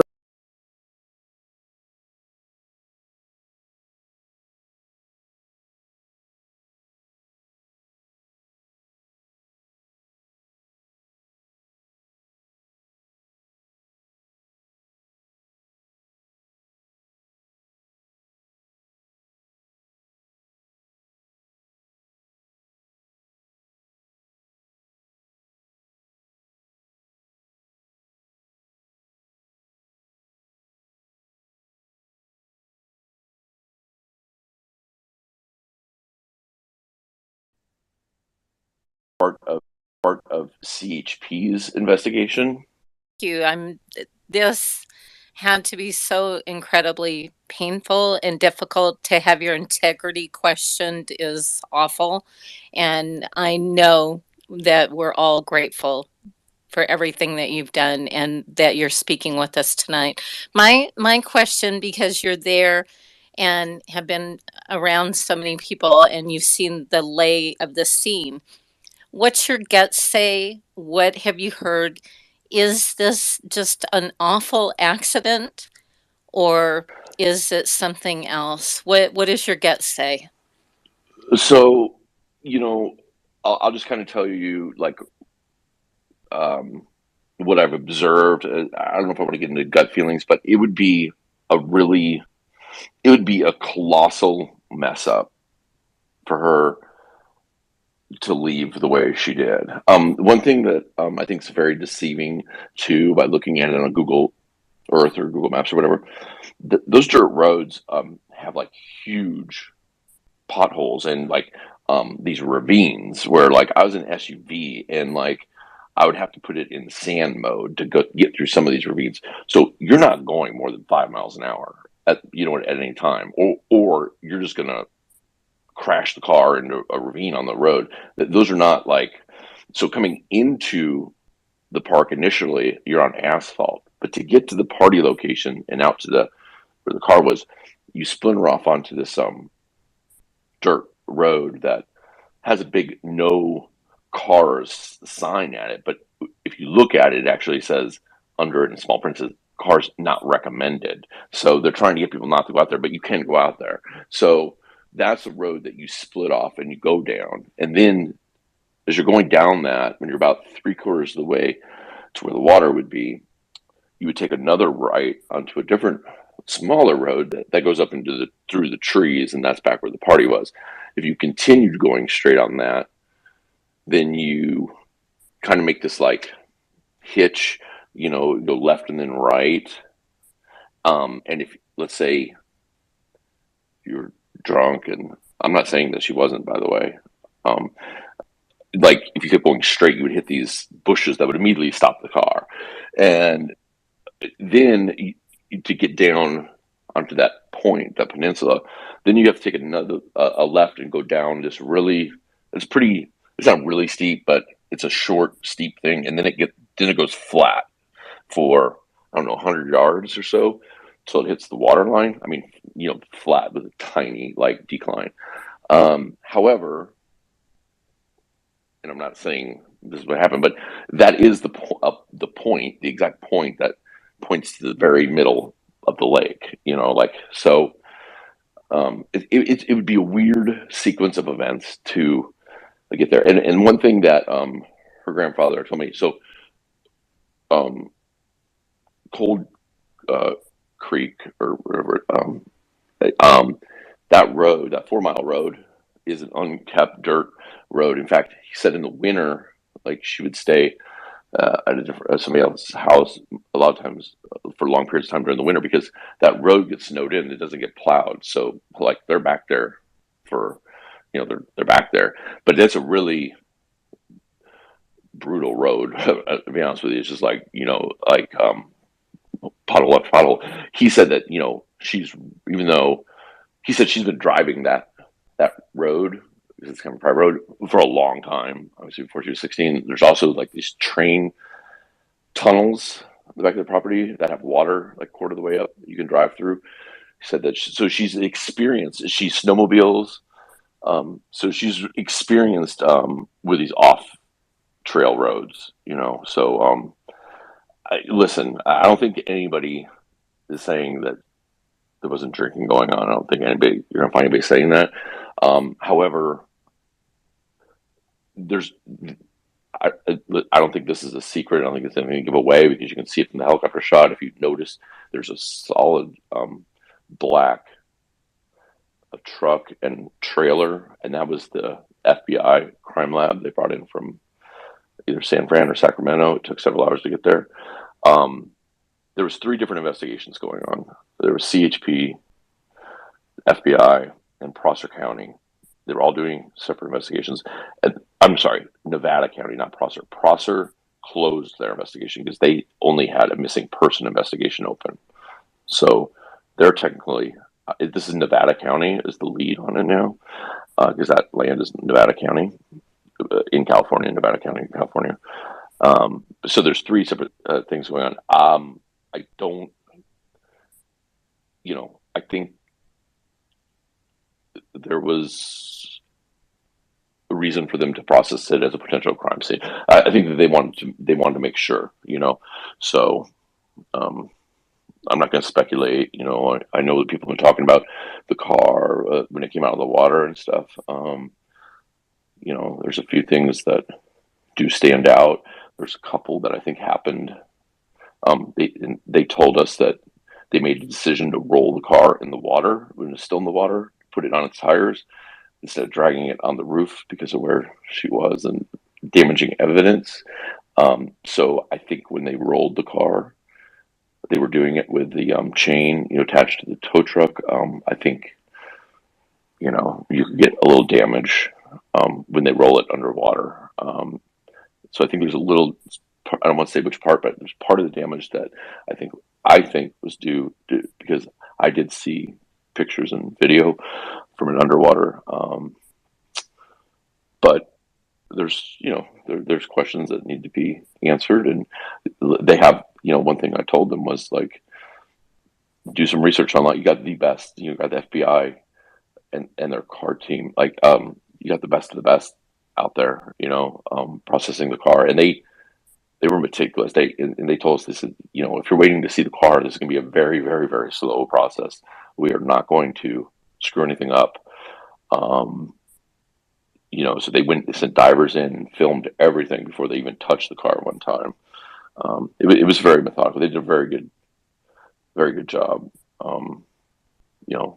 with that. And that went, I left, I told him, we've seen the front of the car. I don't want to see any more. And, especially since I'd seen photos. And so we left, but I saw on the news, it looked like they were there till probably well after midnight, so they did a hell of a job. And, it was a Sunday. There was a lot of FBI agents and everything out there. So people really, were giving Kiely their best, Go ahead, Lori. Yes, I had 2 questions, but the first one was just answered. So the second question I have was, when they showed the raw footage of them pulling the car out, there was a rectangular area that was like roped off, or crime scene tape roped off somehow. Or do you know what that rectangle was securing? So that was part of CHP's investigation. So, like I said, there was 3 separate ones going on at the same time. So I think some were focused on different things and theories and whatnot. And I don't want to say too much about that. I can tell you there wasn't something inside of. In other words, there wasn't a physical piece of anything that was in there. I think that was more an area where they think something could be like a critical injunction point. Because what you don't see in that picture is there's other things leading up to that square box. So I think that was more like a marker, because they were then they were photographing it and putting like measuring sticks and stuff, like you could see the height, because there's that drop off at the very end that goes into the water. And I think they were trying to get height, I don't know exactly what they're doing. I don't want to guess, but I could see they were holding measuring sticks and whatnot. And I think CHP has some really high tech, like angles of attack type of thing, when cars, do things or roll or whatever, And so I think that was more of a area of significance. It was not a piece of like evidence that was found. Okay, thank you. Leslie, did you have a follow-up question? Oh, okay. You know me, I can always talk. Yes, because of, like you were talking about the difficulty in driving and stuff like that. As far out as the car was, do you think that car was traveling at a fairly high speed for it to be that 55 feet from shore? I was curious about that. And if anybody had said the bottom of it, was it a sloped bottom, something that drops off? Something that explained, I was surprised that the vehicle was that far out. I think they were too. Yeah, I'll be honest with you. I kind of was too, because when you get to that, so I had walked. I had a pretty good idea. So I was staying at the same hotel as all the law enforcement agencies, outside agencies, were staying at. I had a pretty good idea where the cell phone ping came from. It wasn't official, but so if you notice, I don't know, for those that looked at the drone footage, I shot a lot of footage in that finger of water, like just if you're looking at it from the shore where the buoy was with the car, just to the left of that, there's like this finger of water in it. And I shot a lot of footage over that. And so I can tell you, I've walked that shoreline a lot. And I mean, you just hit points where you go basically to your knees, you sink.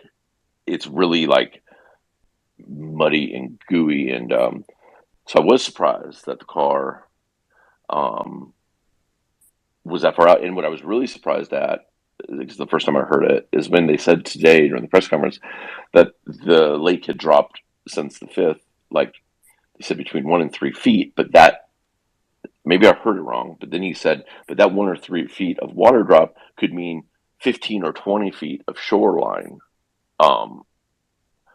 So if that's the case, that means the car went even further, and it also means that the area they marked off is kind of meaningless, I think. But so I don't know that kind of, I don't know. I'm just thinking. I don't know what if that was said properly when he said it dropped 1 to 3 feet, but then it was like that equals 15 to 20 feet of shoreline. You can tell. It's called trigonometry, buddy. Okay. Yeah, I failed that. All right. I failed that for sure.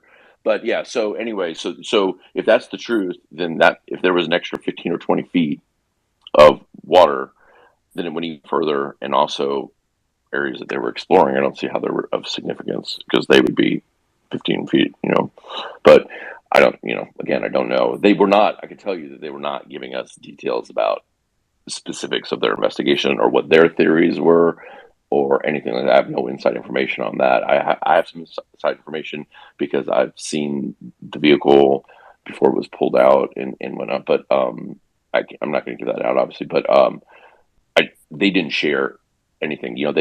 They had liaisons that were coming and checking on David, because by this point Daniel had left to go on CHP and he wasn't allowed back in.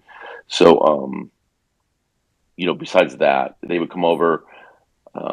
A head from each agency came over and introduce themselves, and they would take me aside and get all my information, my credentials, and then because I wasn't family and why I was there. And then but they wouldn't give us any, like, they didn't speculate. Listen, David had all those questions. Like, what happened? Did somebody do this? Did she accidentally do this? And they would just say, we can't. One of the guys said, we can't connect the dots until we collect the dots. It was exactly what he said. That makes sense to me.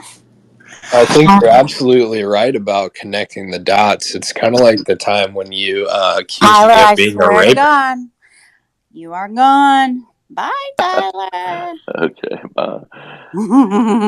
Sorry about that. I kind of knew it was going to happen, but Steve told me to No, invite him. Yeah, it's fine. I don't care. I mean, that just kind of shows like who's who. exactly. We do have some questions also for people that did not want to come up and speak. Let me just break that up for a minute. Somebody said that someone on Facebook posted screenshots of your drone footage saying they see the car. Is that actually where the car was? Okay, so I don't know which one they're talking about because I just recently, or just in the last couple of hours, saw another post, but it's from like the 20th that I had not seen before, but it was from Coldstream, and I was shocked. It obviously it wouldn't have anything to do with Kylie's case, but it looks like a car for sure. I know there was some people talking about the one right on that point, and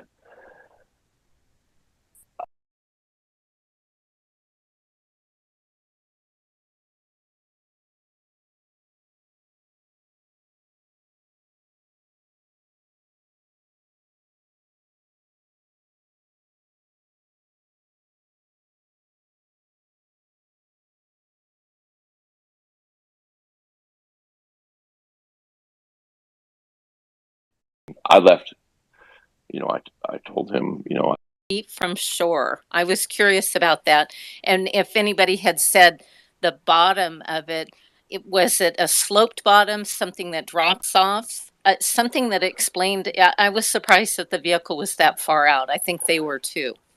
Yeah, I'll be honest with you. I kind of was too because when you get to that, so I had walked. I had a pretty good idea. So I was staying at the same hotel as all the law enforcement agencies, outside agencies, were staying at. I had a pretty good idea where the cell phone ping came from. It wasn't official. But so. If you notice, I don't know, for those that looked at the drone footage, I shot a lot of footage in that finger of water, like if you're looking at it from the shore where the buoy was with the car, just to the left of that, there's like this finger of water in it. And I shot a lot of footage over that.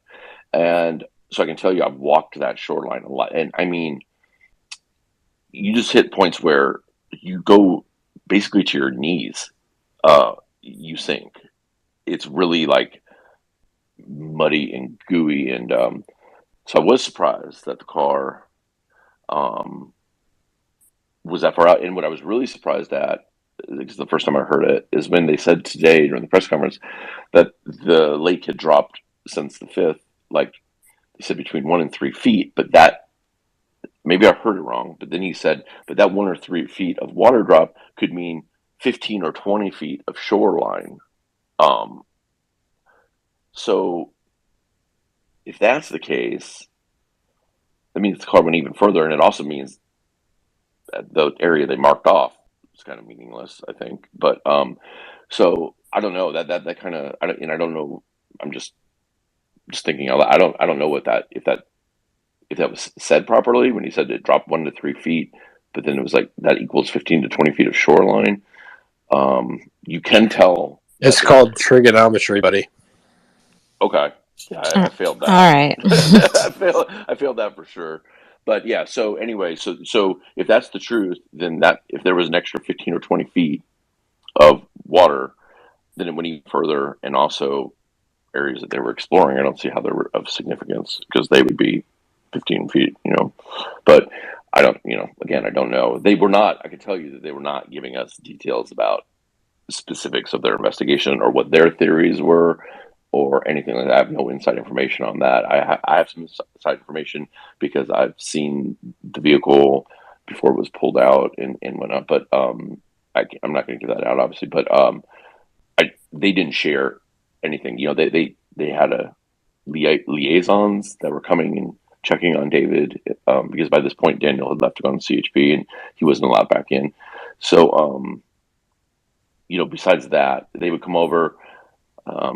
A head from each agency came over and introduce themselves, and they would take me aside and get all my information, my credentials, and then because I wasn't family and why I was there, and then but they wouldn't give us any, like, they didn't speculate. They listen. David had all those questions, like, what happened? Did somebody do this?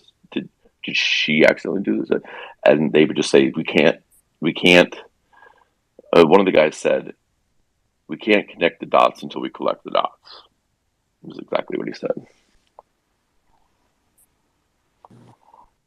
That makes sense to me. I think you're absolutely right about connecting the dots. It's kind of like the time when you accused Tyler, me of I being a swear to rapist. God, you are gone. Bye, Tyler. Okay. Sorry about that. I kind of knew it was going to happen, but Steve told me to invite him. Yeah. It's fine. I don't care. I mean, that just kind of shows, like, who's who. Other is because the woman who was circling it kept, it's almost like she's saying that she sent them out there, almost like she deserves reward money. And I don't really care who gets it. I know Adventures with Purpose, I think they give it to the family or whatever. But I was kind of curious as to if that was even where you were using your drone. So I used the drone two places. When I was at Prosser, which is the lake where she was found, reservoir, I was flying it on that point where she was found, and to the left, this little finger of water, it kind of comes to the end in a weird shape, because I had information that that's where the cell phone ping came from. So yes, the footage, now the cold stream is pretty distinctive because that's a pond. It's like a small, like maybe 200 yards long. You could, in other words, when I'm shooting it, you could see both the edges pretty much. So if it's from Prosser, then it's right in the area where the car was found. I saw one set of on Grizzly channel that so that is kind of convincing. And however, it's about 30-40 feet from the actual location, but it's also up current from it.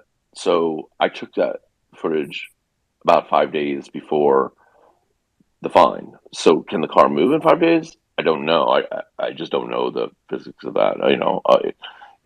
If it does move with the current, it would be going right towards the direction where it was found. As far as somebody saying they might be entitled to reward money, I'm staying out of that. Like, that's not, like, I didn't really think about that before I put the drone footage up. Maybe I should have, but that's something I think that they would have to work out with. They would have to ask law enforcement, like, did you, or whoever, like, I don't know. I guess if that was posted publicly, then, but I don't know. They would have to ask, whoever they think they need to ask, like, was it used? I have zero information. Like, I don't think anybody out there, no law enforcement agency brought up the drone footage. However, I will say that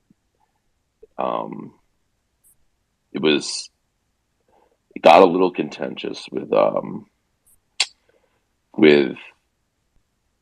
Adventures finding it so quickly. There's some questions asked a few times, like how it could be missed. And it was when those questions were asked that all of a sudden there seemed to be, all of a sudden these new questions came up about who got notified when. kind of seemed to almost, I guess, divert from another narrative. I think, I mean, listen, I think that there's probably a little frustration going on that on one end, and maybe a little embarrassment on the other. And but I don't think it should be, embarrassed. I mean, they really put in a hell of an effort. Everybody did, and it is. I can see how you could miss it, but I think that when people start, I don't know. I can understand why the family's frustrated. It took so long to find her. I can understand everybody's point in it. I really can. And I'm just staying out of the whole reward thing and everything. Right. Well, I made a comment to Rose the other day that, I live on a lake, and right now I live in Alabama, and our lake is so dry. I mean, our docks in our neighborhood is on dry land. And if we try to put a kayak or even, my husband's John boat in it, you sink like almost knee deep in mud. And I just don't get why there wasn't tire tracks or, Oh, well, I mean, that's unless she was dumbfounding going too. so fast that, she had to be airborne or something. I don't get that. I don't either. And the thing is I know there's a lot of people that are saying, and keep in mind, I was not there the night of the party, obviously. I didn't get there until like 5 days later. A lot of people were talking about rain. However, I looked at the historical rain. I looked at the historical weather, and I don't believe there was any rain that night. There was, and there wasn't even that much during the day. There was like a shower, like if you look on the historical data, there was a brief period, but the low was like 64 degrees or something like that. So that confuses me too. Why is there no physical evidence? Because keep in mind, they're out at Prosser starting the next day looking, because they know where this party was at. Why is there no physical evidence? And I don't know the answer to it. It seems like there should be. There was, like I said, I didn't get there like 5 days after. Like the second night I was there, it did rain pretty hard for a couple of hours, but that's almost a week after the car goes missing. So there's already been the majority of, I mean, the intense searches. And keep in mind, the first day they were using helicopters, and they were shooting video from the helicopter. So I hope that they have maybe they have evidence of tracks, but it's bizarre. I mean, This whole case is so bizarre. There's so many weird things to it. So, I'm sorry. No, it's okay. Steve, I have quite a few people messaging me questions too, so I don't want to breeze past it. I know PhD. Okay, yeah, go ahead. So one was, Kiely, and you don't have to answer this because this is very personal, and I don't know if you even know the answer, but was Kiely brought up in the car or separately? Like, I guess there's been some chatter that she was removed from the car. I've just recently seen that before they took the car out of water. I'll be honest. I can tell you when the car was found. I know for a fact, because I've seen stuff. She was in the car, and I know people are going to ask about where she was in the car, and I'm not going to answer that out of respect for the investigation and for the family. I know that people like that sucks. Like, why can't you sit? But I guess I would say those clues are probably, if you look at the footage, are there. I left as soon as we saw the nose of the car and he was willing to leave. I left. I did not want to see that part. There was originally talk of possibly removing her before, depending on how the car did coming out. And I don't, and then I know it changed. So they weren't going to do that because they didn't want to touch anything. I don't know how it, I just don't know the answer to it. It could have gone either way. I know there was discussion of both ways, but I don't know how it ended up. And then also, from the party spot, like if you're standing up at the party spot, could you see from that area the spot that her car ended up? No, You'd literally have to go through I know there's you'd just have like to a go through ton a of forest. trees. Yeah. You'd go through a forest of trees. So she at least would have to go a good half mile and drive successfully on a dirt road between trees, before she could get to that area. There's no way to there's no open pasture or anything to it. Okay, PhD. Hi guys. Hey. Hi Boo. Hi Holding Boo. on. Yeah, I'm holding on. Rose, are you ready? No. So I just want to thank you also for being out there and intercepting that news for the family. Like, holy hell. I can't think of anything more devastating than having to go through that. So my two questions are, and I want to make it really super clear that I'm not asking this question. I'm not asking you in any way, shape, or form to comment on anything that you were shown or personally saw. And I appreciate you protecting the integrity of the case by not answering those questions. I'm outside of that, though. I'm just curious if the family had made any comments to you at any point prior, to the vehicle and Kiely being found about how, was she really super adamant about her seatbelt, in the car, click it, and we'll answer that one first and then I'll ask the next one. I asked that specifically, and I don't think anybody knew the answer. Or I didn't get. I didn't get a. I will say, by the time I asked that question, her father was already at the CHP building, so it was only to her grandfather who I didn't get any solid answer from. I did research that today to find out if that car has that one, the buzzers or whatever that sound. And I also was trying to find out if it had a crash data recorder, which it appears that it does have a crash data recorder in the CRVs starting in 2012, and that was in 2013, if I remember right. I never found out if it had the thing where you'll get the buzzer if you're not wearing a seatbelt. So I don't know. I did try to find that out though, but he just didn't know the answer. Okay, and second question. My ADHD was spiraling when you were giving the description of, what I would presume, and we don't know this, but in my brain, I'm just thinking that she made a right instead of a left, out of the party. Well, okay, so I guess I have a third question, but when you were describing the landscape and the potholes and the road and the consistency of the earth, were you suggesting that, I guess, is there any point in the last however many feet, I suck at this, 100 feet, whatever, of roadway, is it impossible for her to get, based on your experience on that road, up to 15, 20, 30 miles per hour? So if you're talking about just that last 100 feet or so when you get on that, what I'll call a peninsula, which is kind of like the diamond point, where we're not right at the tip of it, that is relatively, that's almost shaped like a boat ramp. It's pretty hard packed. It's not the boat ramp. I don't want to screw people up, but that's the next hill over. But yes, you could if you got down to that point. But the dirt roads leading to that and that lead to the party, those are not as straight as they look. So what they are is this is the whole place is an ATV off-road recreational site.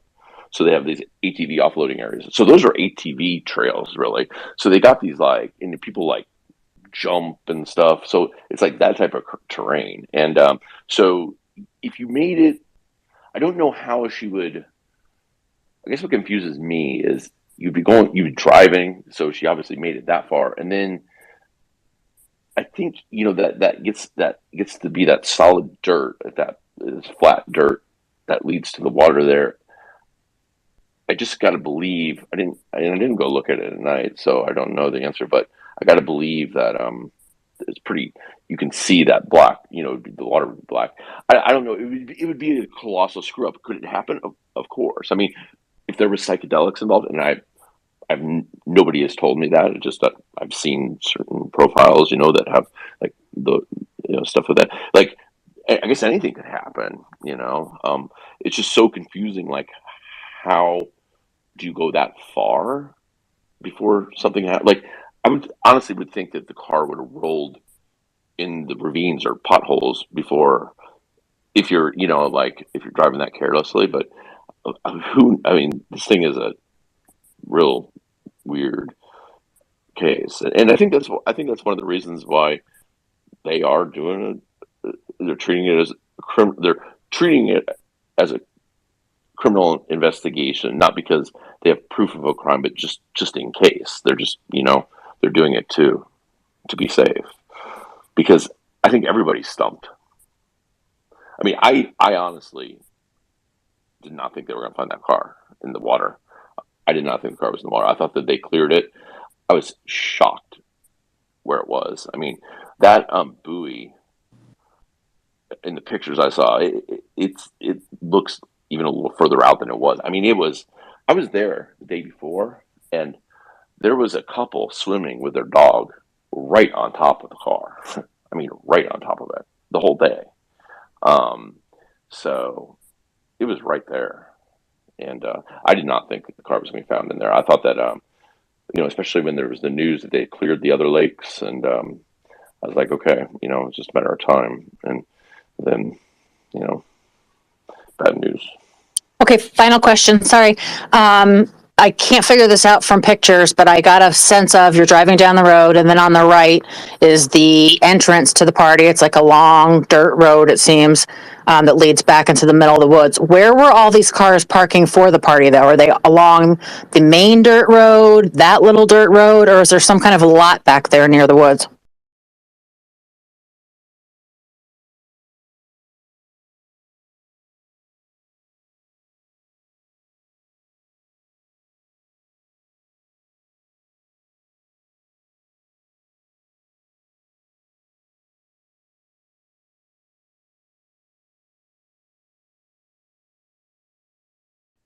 Something happened. Like, I would honestly would think that the car would have rolled in the ravines or potholes before, if you're driving that carelessly. But this thing is a real weird case, and I think that's one of the reasons why they are doing it. They're treating it as a criminal investigation, not because they have proof of a crime, but just in case. They're just they're doing it to be safe, because I think everybody's stumped. I mean, I honestly did not think they were going to find that car in the water. I did not think the car was in the water. I thought that they cleared it. I was shocked where it was. I mean, that buoy in the pictures I saw, it looks even a little further out than it was. I mean, I was there the day before, and there was a couple swimming with their dog right on top of the car. I mean, right on top of it the whole day. So it was right there. And I did not think that the car was going to be found in there. I thought that, especially when there was the news that they cleared the other lakes, and I was like, okay, it's just a matter of time. And then, bad news. Okay, final question. Sorry.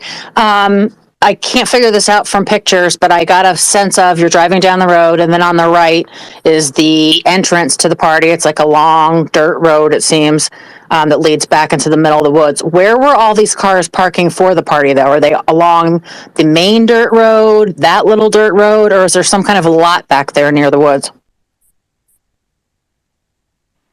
So, at the actual party location, so that road that goes back there, the whole way along that road, you would have no problem parking a car on each side. It's pretty open because the trees aren't super dense, so you'd have no problem parking a car all the way along the road, one on each side. And then when you got to the actual party location, now if you look at those pictures, there's only 20 or 30 people in that. Then it doesn't, you could park a lot of cars in that party area. Plus, just on the other side of the road from the party area is kind of this like other like open area, and they were over there too. One thing I will say about the party location, it was really spread out. Like the first 3 days I spent searching, you find a lot of stuff out there. There was a lot of leftover stuff. So there was the main party location, but you could tell where people were like splintering off in groups and going. Some people had gone all the way down, had walked down the steep hill from there, which you'd have to go through the trees, so no cars went that way. But people went down to the water.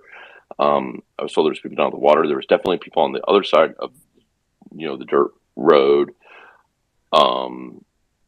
Stuff was spread for a good like block on each side, but the majority was there's this one area where you can tell there's like a barbecue grill at it even that's been left out there. So but there's no camping, just so you know. Like the campgrounds are over by the boat ramp.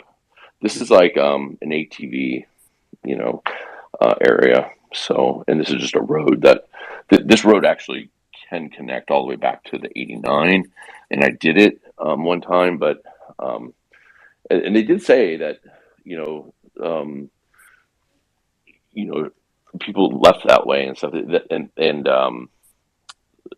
people went a couple different ways. So there's not just one way to come into the park. There's actually two, but at the very end they connect to the same outlet, but you can loop all the way around, and it's kind of it's confusing, but it would be a long, slow ride because you'd be on that really rough road the whole time instead of being on the asphalt for the first mile or so, like you are. Have any of Kiely's friends mentioned anywhere publicly, since I'm not on Facebook, have any of her friends mentioned where her car was parked that night? Was it parked out on the main road, and maybe that's why she was facing that direction and went that direction?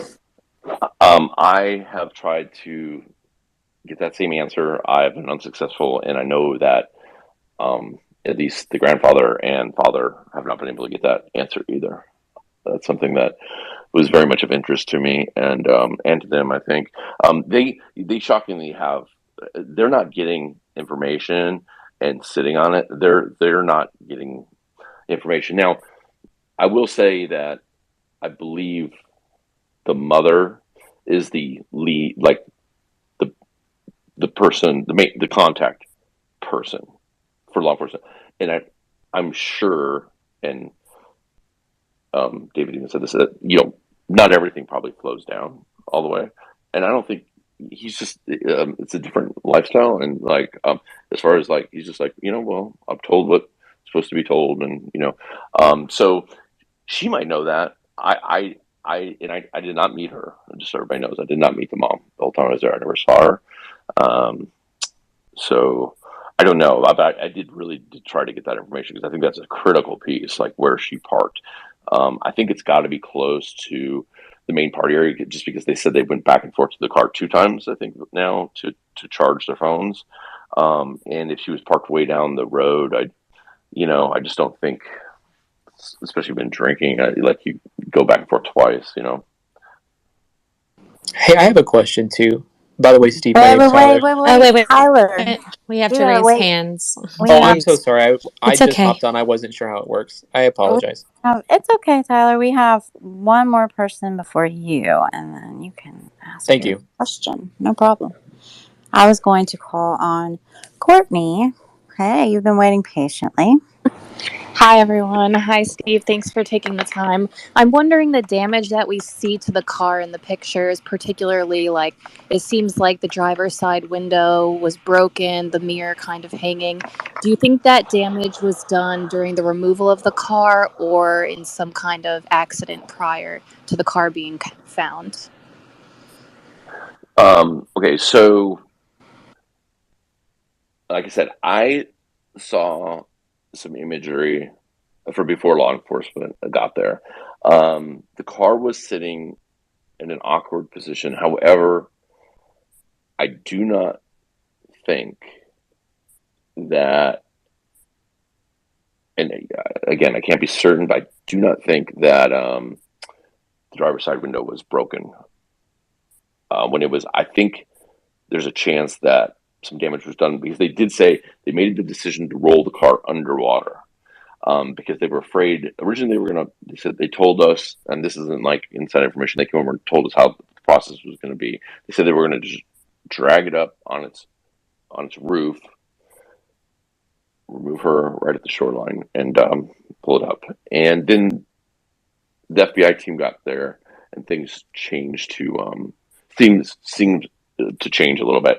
And then the decision was made that they thought it was safer to go ahead and roll the car with the divers. They were having the tow truck driver make some jerking movements with a chain, and then the divers were rolling the vehicle. I think there's a chance that occurred there. Now, I think you see some other stuff with the windows in the back and stuff, and that is, I believe, how you see it underwater. And I just have one more quick follow-up.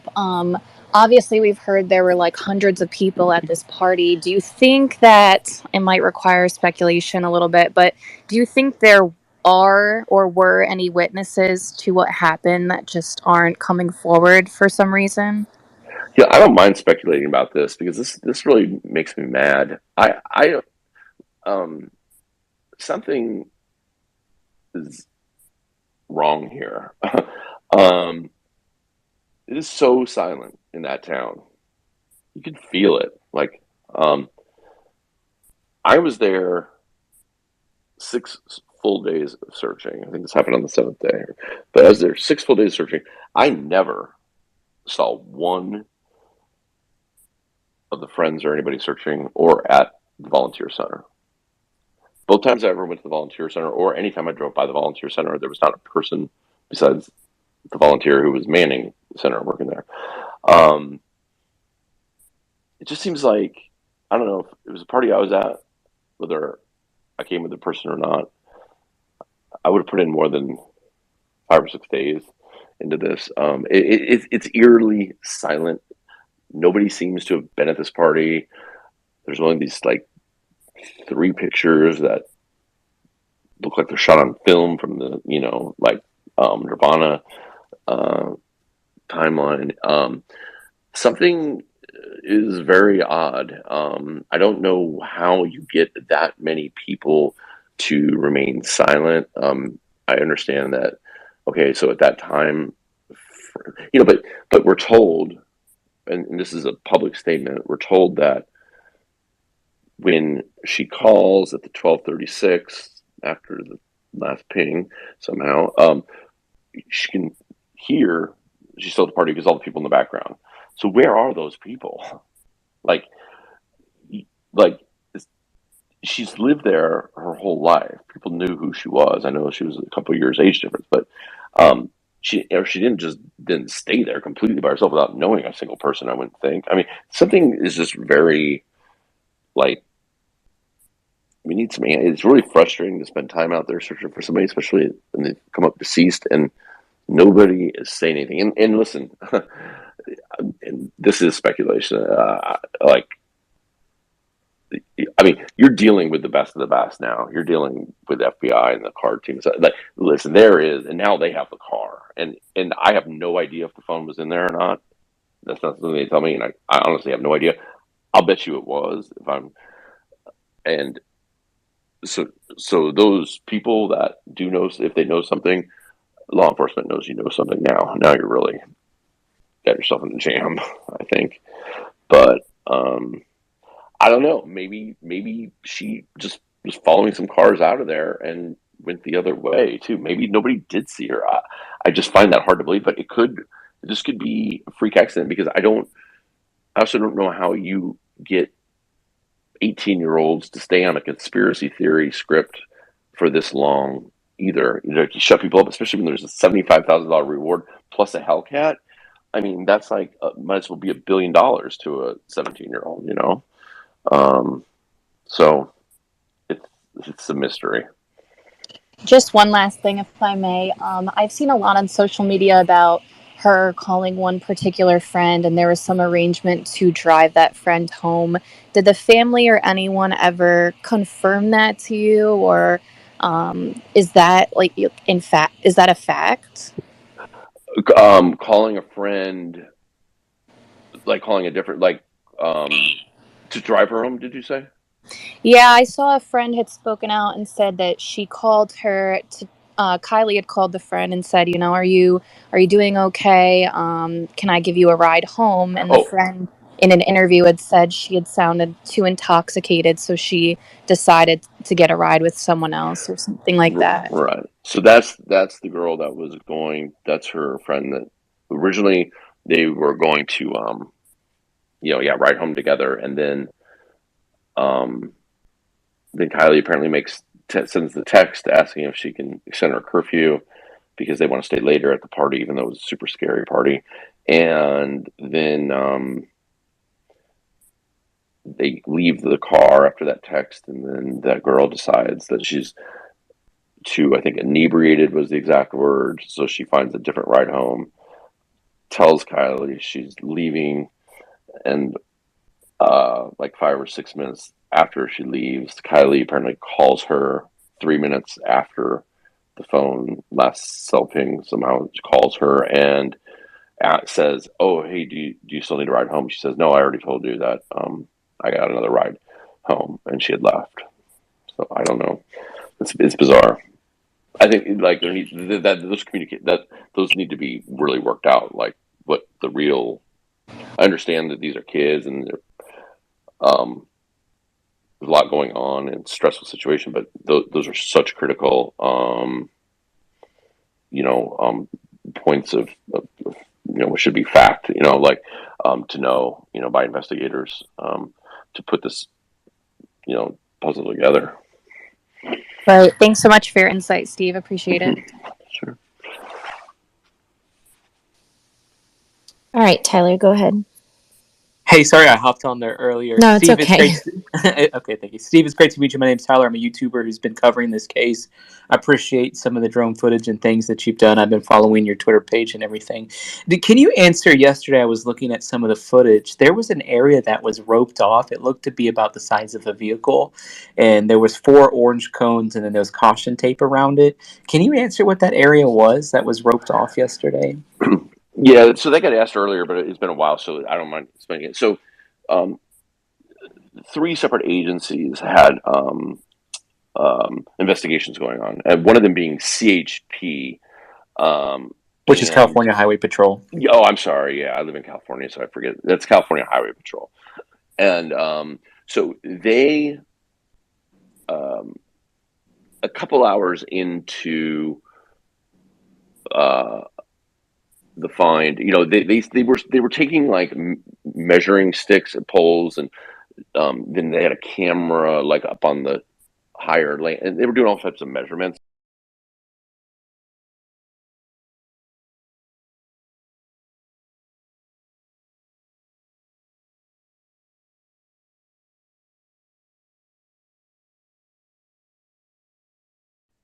$18-year-old too. Maybe nobody did see her.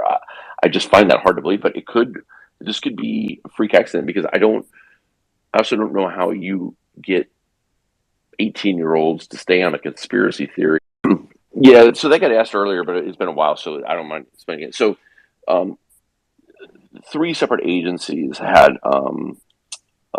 investigations going on, and one of them being CHP, which is California Highway Patrol. Oh, I'm sorry. Yeah, I live in California, so I forget. That's California Highway Patrol, and so they, a couple hours into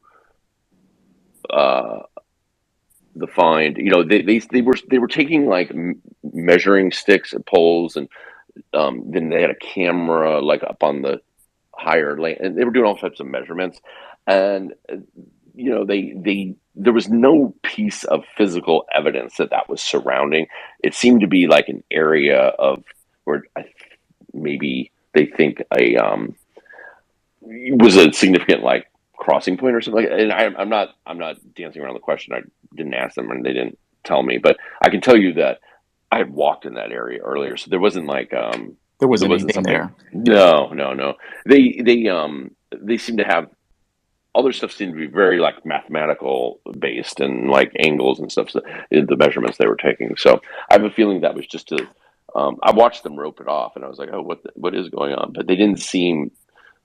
My thought treating it was like that maybe crime they had a picture that was turned in, and they were thinking that her vehicle was parked in that location.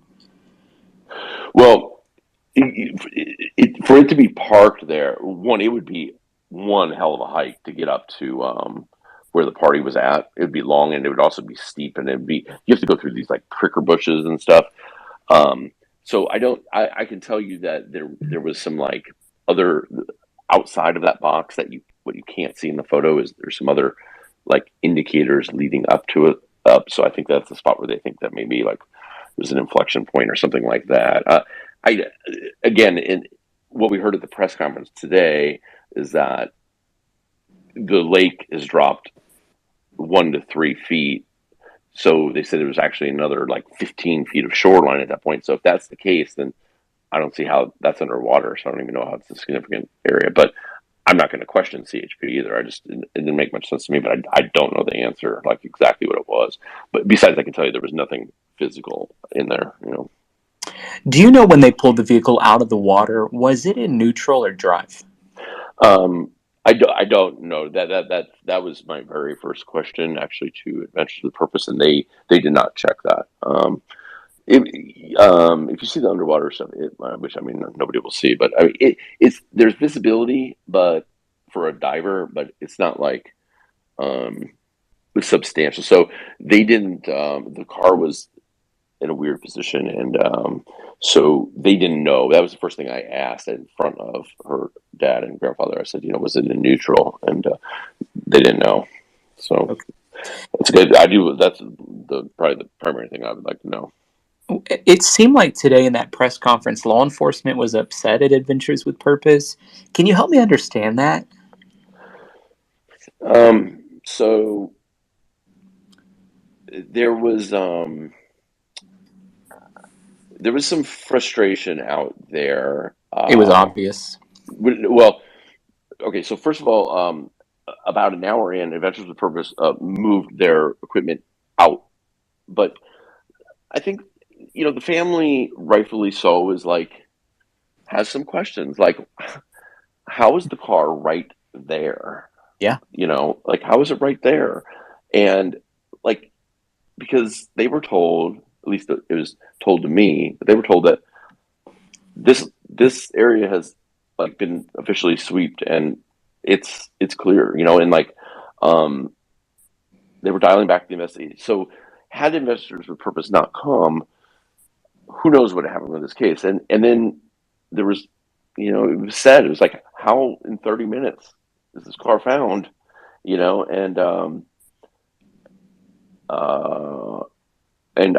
That question got asked several times to those same people that you saw at the press conference that got asked yesterday to them with a bit of frustration. And I think that, and they, they said, we need to learn how Adventures with Purpose, what their technique was to find it that quick. So when that was happening and these questions got asked more than a couple times, then they came to me and to David and they started asking about the notification, not about how I notified, but about they didn't ask. They were making statements that oh, well, it was them, it was done by social media or something. And then, I heard, there's some stuff here I got to be careful about, but, I think that, I don't think that, so it had to do with how information about Kiely got out to the public. Yeah, but I don't think that it's safe to assume that a call wasn't made to the mother. I think they're separating it, at least the family is, I believe, the call with Adventures with Purpose, and they expected a call from law enforcement, and I know that expected call went quite a ways, and that got asked about. then the narrative kind of they seem to go on offense a little bit, and that's what I saw today. I don't care if they're listening in on this. I don't think that was handled really well. I still haven't Me gone back neither. and I haven't gone back and rewatched it, but I could be totally wrong on this. But I could have swore that the very last question was something like, "Has the family said anything about the thousands of tips that have come in," or something like that? And it was almost like, and then they said, the guy stepped in and said, "Okay, we're into the press conference here." The last question that I heard, and it was on the video that I was watching, it ended when they're asking about the teen-to-teen meetup, and they didn't answer I'm sorry. the question. Yes, that you're right. And you're right. And then, so when the family stuff came in, I don't know. Like, I felt like it was very much a like we're not getting credit for the work type of thing. And I think that's stuff that can be worked out down the line. Like right now, I mean, they just found her. I don't think Adventures with Purpose was trying to like take. I mean, yeah, they said, "Listen, we found her. We did our job," and I'm not saying law enforcement didn't do their job. They did. Like once they found when she was found, they were meticulous in their investigation that I saw. So, but I just felt like today was kind of like, and I felt even kind of at me. There was some shade thrown with the notification, the way they said the notification thing. Well, what was that family supposed to? How long were they? When we left last night after her grandfather said, "I just want to see the car and then we'll go," and that was good. I don't know, 6 hours or even there. They still would not say that. They're like, we can't say that there's,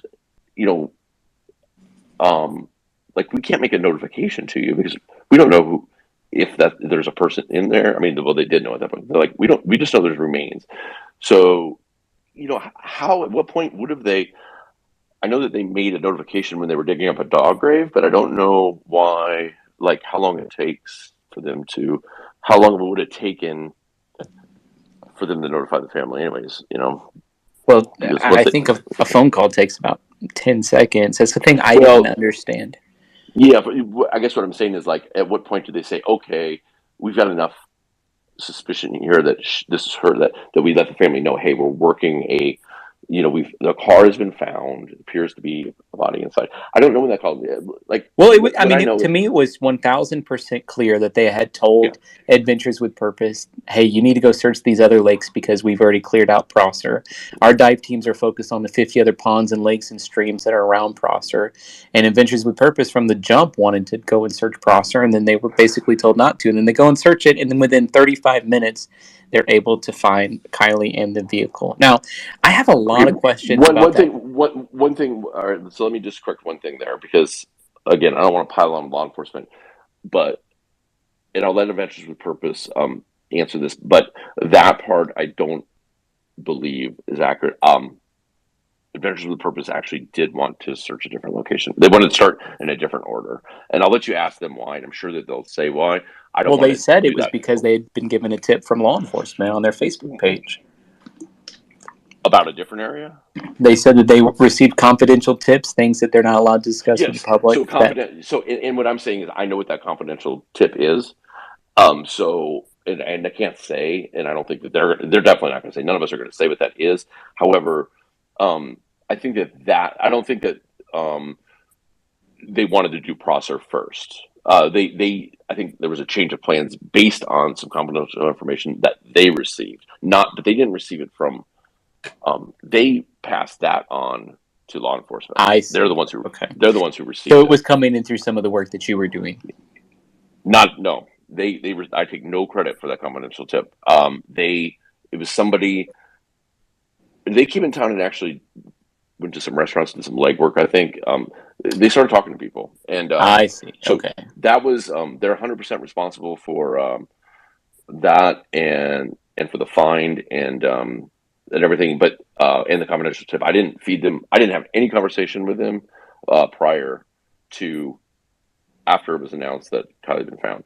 I'd never met them or anything, so I didn't give them anything. They did that all. They work. I mean, they have a great process, Oh yeah, they're very thorough. There's one more thing that I wanted to touch base with you on, and there's so many other YouTubers like me that are covering this case, and honestly, they were all going after different teenagers in this and painting them as victims, and I was standing up for the teenagers. I felt like I was a lone man out there on my own little island, sticking up for teenagers who have never had to deal with loss in a peer situation before, and were having to process that. And I just felt like maybe that there was some misinformation about what was going on with the way that some of those local teenagers were handling the situation. Can you just share, what did the family think about the teen-to-teen thing, some of the other students that were involved in helping getting down to the bottom of this case? So again, I never met the mom, but I saw her statements on the news that she seemed very supportive of them. I think that myself included, and also the family members that I did meet, I think there's definitely no accusations or anything, but it was like, listen, we need this. You mind, this is before she was found by Adventures with Purpose, but we were like, listen, somebody saw something or heard something. It's like, and you really can say anonymous. So, in other words, they had these, not even the teen-to-teen meetings. I'm talking about like I think they had lines set up where you could anonymously text or you could call. And but maybe it is just a weird situation happened out there, because I don't think you can keep that many people quiet. But I talked to. I agree. How can you keep 300 teenagers quiet about a wild party? It's impossible, and especially with that size reward, and you got the guy offered a Hellcat. But I talked to one of the girls that worked at the front desk at the hotel I was staying at. I could tell wasn't much older than high school. Like she's probably like 21 or something like that. And I talked to her, and I said, first of all, every business that you went to was plastered with posters, so everybody knew about the case. And so I was talking to her, and she said everybody in town is being really, really quiet. And she said, there's part of the reason is there's a large Hispanic population there. That's like working population. A lot of them are undocumented, and she was Hispanic, and so she knows that for a fact. And she said that there definitely is talk from the parents worried about deportation.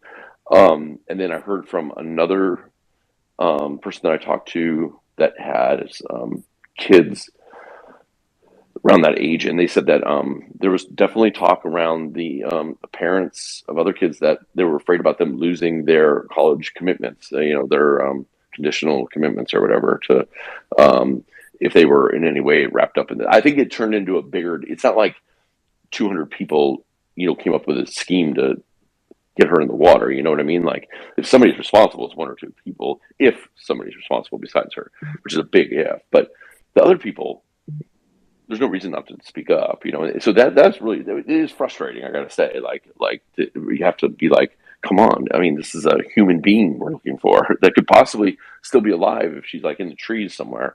So, and so it was frustrating, and it did get to the point where it's like, okay, if you're not talking, then why aren't you talking?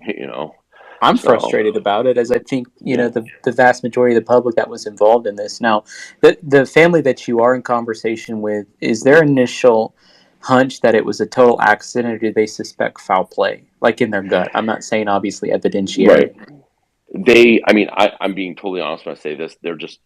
They kept asking me, like, what are your, they have no idea. I mean, and neither do, that's what I tell, they're like, you've worked around a lot of these, like, what, like, tell us, like, what could, and I would just have to tell them, be like, David, I do not know. I mean, I'm like, this is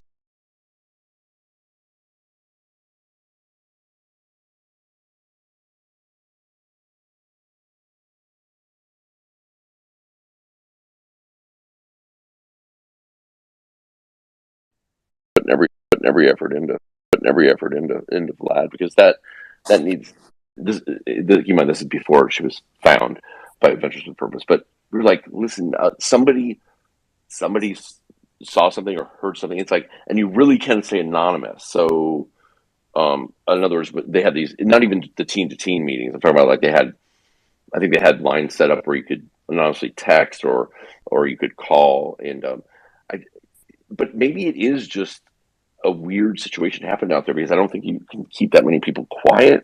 But I talked to I agree. How can you keep 300 teenagers quiet about a wild it's party? impossible, and especially with that size reward, and you got the guy offered a Hellcat. But I talked to one of the girls that worked at the front desk at the hotel I was staying at. I could tell wasn't much older than high school. She's probably like 21 or something like that. And I talked to her, and I said, first of all, every business that you went to was plastered with posters, so everybody knew about the case. And so I was talking to her, and she said everybody in town is being really, really quiet. And she said, there's part of the reason is there's a large Hispanic population there. That's like working population. A lot of them are undocumented, and she was Hispanic, and so she knows that for a fact. And she said that there definitely is talk from the parents worried about deportation.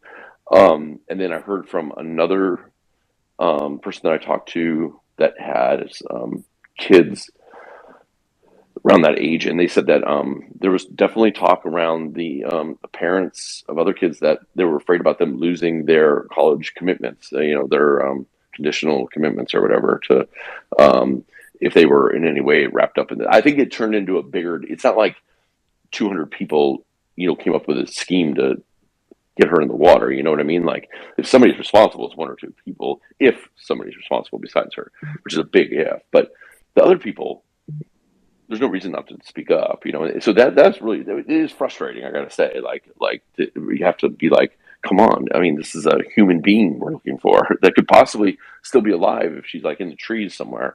So, so it was frustrating, and it did get to the point where it's like, okay, if you're not talking, then why aren't you talking?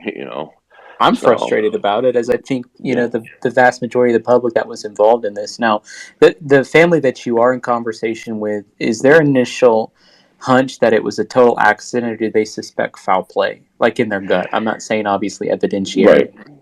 Right. I'm being totally honest when I say this. They kept asking me, like, what are your thoughts? They have no idea. I mean, and neither do, that's what I tell, they're like, you've worked around a lot of these, like, what, like, tell us, like, what could, and I would just have to tell them, be like, David, I do not know. I mean, I'm like, this is so confused. This is such a confusing one. They don't know. I mean, like, of course he would bring up both scenarios. They would be like, well, they both would, the dad and the girl. They'd be like, maybe this happened. Maybe it was an accident. Maybe it wasn't an accident. Maybe, maybe she just got messed up and took a wrong turn. Maybe this, or like every scenario was talked about, but nobody was like locked on to anything, because then you would go like, but wait, that doesn't make sense because of this, and there was always something that makes it not make sense, like I don't know how the car gets there from where it started. Even if somebody was trying to get rid of the damn car, like, it's still a weird spot, so I don't, the whole thing is just such a mystery. Everyone is definitely confused by all of it. Is there anything that no one has asked that you felt like was important, needs to be brought to the light, and hasn't been brought to the light quite yet? That's a good question. Nothing that jumps up. I will say that everything that I asked of Kylie's father and grandfather, they didn't dodge any questions. They were very honest with me, and there was nothing shocking, but that's a good question. Nothing pops out right now. There's nothing like, no, I guess the question, I'm just stumped. I really, I honestly hope that there's enough evidence there for even the FBI, where there's the best in the world. I hope that there's enough there for them to make a determination, Well, did they say it was typical for her to be in the back of the car in a situation like this, especially when they said she had been seatbelted in one other report? So I haven't seen those reports, and somebody had asked earlier about where she was in the car. Because I saw her, I don't want to say.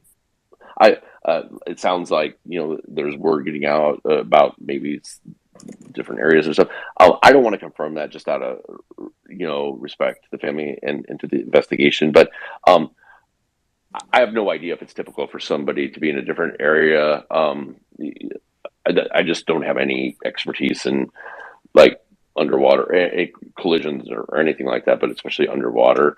So, and in the seatbelt thing, I don't. I mean, I know some of the answers too, but I don't know what's typical and what's not. So, I don't know. Well, thank you so much for your time. Appreciate it. Sure. Thanks, guys, for having me on. Thank you. Yeah, thanks, Tyler. Thanks for the good questions. Joe, go ahead.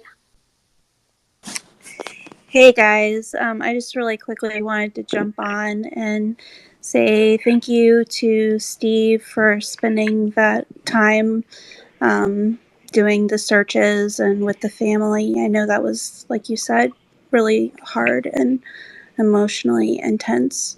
But I wanted to just thank you for all of the effort that you put in, and I just want to say, like, I know you're like the real deal. Like, you really care about the cases that you're working on, so I really appreciate that, because I know you've been helping me a lot with my brother. That's all. Thank you. Thank you so much, Joanne. And I promise you, we're not anywhere near.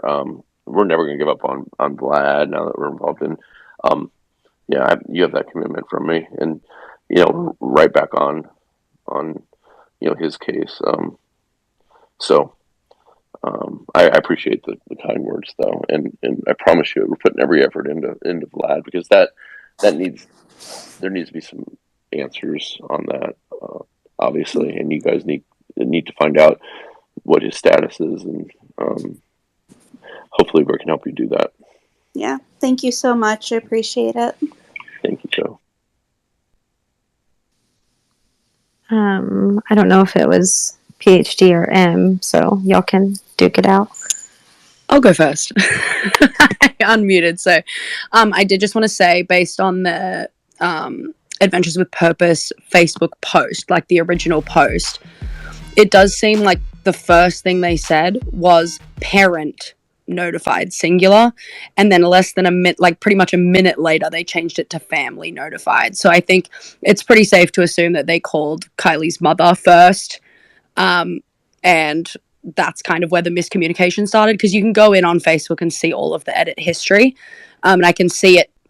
At first, it originally said parent notified, and then it says family. So that's probably what happened there. Okay, so that would make sense, because when I was notified by DX of the news, and I had to inform them, we were, from the time I told them to the time that we were at Adventures with Purpose, was no more than 60 to 90 seconds, because we were close. And like I said, we went rushing down there. The father was on a quad runner. He went flying down there, and they all came running. Yeah, of course. I can imagine. Like, stop. Because they thought, because I think because of the social media post. And then I was like, it's the family. And they were like, oh, okay. So then I know that they have some people there that I think are like communications or whatever, or PR. So maybe once they learned that was the father and the grandfather, maybe they changed that. I honestly have no information on that. I'm just speculating, but that would kind of make sense where that maybe that confusion came in, where they changed it, because then they have notified, Well, it was a very quick change, and there's a lot of very quick changes. Like, there's another edit at 5:34, so that's just 4 minutes later. Another one 3 minutes after that. So they were constantly editing. So I think it was probably their PR team maybe making a bad call. So I could jump in on timeline. So they posted it probably at least 15 minutes before I even saw it. And so if there was a minute between the first edit and the first post, like, it definitely wasn't because of me calling you and letting you know. So, and that's how I kind of knew, like, of course I was going to call you. I talked to you like 25 minutes prior and I hadn't heard anything from you. So I was like, I don't think there's no way they know. And so that was the most concerning part, is the family notified part in it. And I knew y'all didn't know. So you're saying the edit, you guys are saying that the edit 1 or 2 minutes later was from the original, because I didn't realize that much time that they had posted that long before we found out. Yeah, so the original one was, we just found Kiely. Car is upside down and only 14 feet of water. We have confirmed Kiely is inside. Parent notified. Law enforcement on the way. And then a minute later, they changed it to family notified. And then again, they added 4 minutes later, they added Prosser Lake, only a few hundred yards from the campground. And then they took that out. And then the final edit that I can see was them saying, like, we'll be on scene the rest of the day. So it seems like maybe it was just like a miscommunication and they were just kind of updating as they, because it seems like they added the location and then took it back again. So Gotcha. I think it was probably they were worried about giving away too much maybe or something. I can tell you from the timestamp of my phone that DX called me at 2:48 Pacific time and 2:48, and it's like a 40-second phone call, so it's not long. 2:48 is when I find out. I had talked to her. I texted her at 2:40, or texted at 2:40. No, I'm sorry. That's I guess it was 2:19. Yeah, we talked on the phone. 2:19. So it was actually yes. 20. But at 2:48, so I had already gotten the info. That's why we were about to head up. I had gotten the photos and stuff. At 2:48, I get the incoming call from DX, which I had answered on speaker before, but this time did not answer on speaker. And I think that was the first thing you asked me, like, "Are you on speaker?" If I remember right.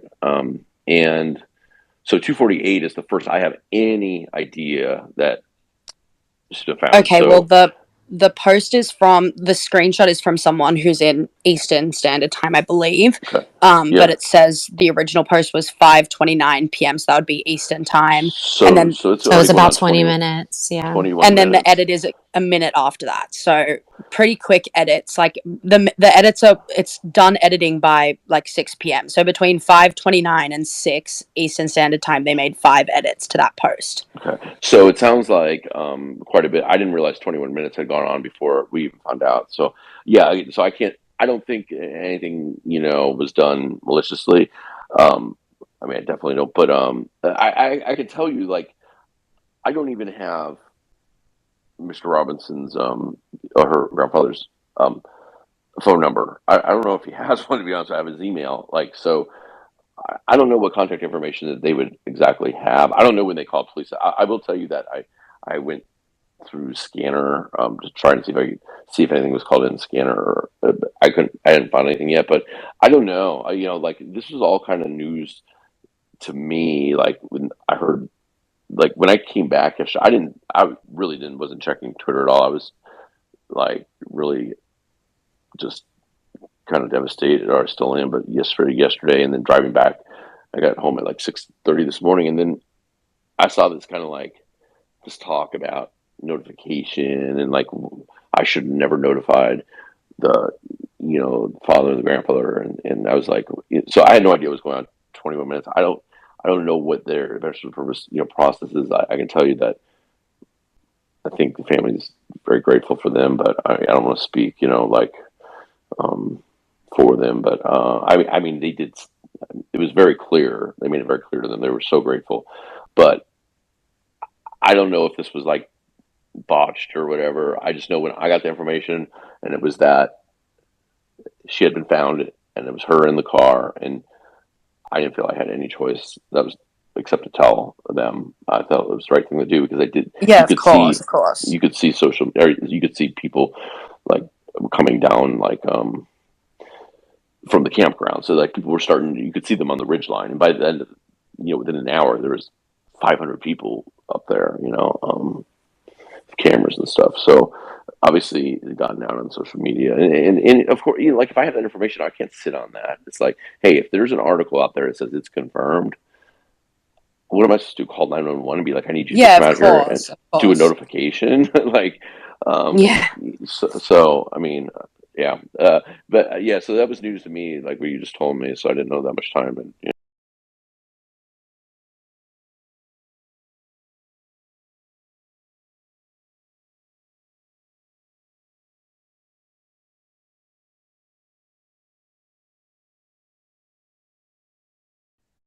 in all the other ones, because Kiely lived in Placer County, so she was a missing person out of Placer County.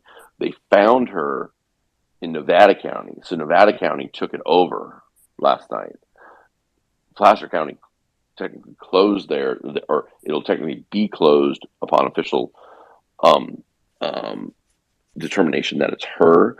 However, they have no reason to consider her a missing person right now. So that was a different agency that we saw today. Now they were doing them kind of joint before, but I think it was more Placer heading them up. So Adventures with Purpose probably called Placer.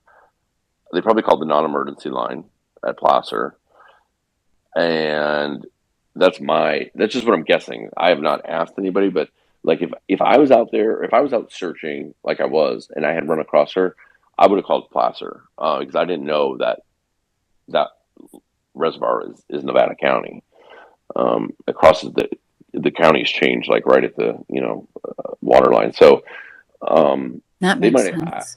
Yeah, I would if I was trying to figure that out, I would call Placer County and find out when they got a call.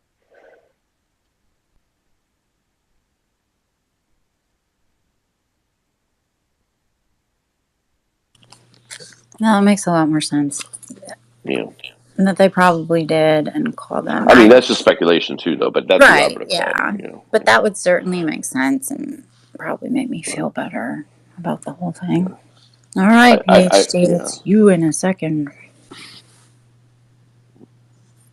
Sorry, Steve. What were you going to say? No, I was just going to say, I think that's why we didn't see the public information officer. I saw some people, like some chatter about that. And I think, I'm pretty sure she was from Placer County, the one who was doing the press conferences before. And today, that guy, the guy who, well, the female that led the one today, I'm pretty sure she's the lead detective now. And then the other guy who did the speaking was a guy that we had a lot of interaction with yesterday. None with her, but so that was a different kind. That might have been like, why the optics weren't that great. Where people, I think they were wondering why the public information officer wasn't there, and then why they didn't get a call. But I'll bet you Placer County did, and then Placer County probably had to relay it. They probably had I'm sure whoever took the non-emergency call was like had to call the supervisor and be like, hey, that dive team thinks they found a car, and they probably got to find out, okay, well, how do we do with this call? Like, and they're probably like, okay, we'll give it to Nevada County. There could have been some lag time there, just trying to figure out, those that might not have been worked out in advance, and it was a Sunday.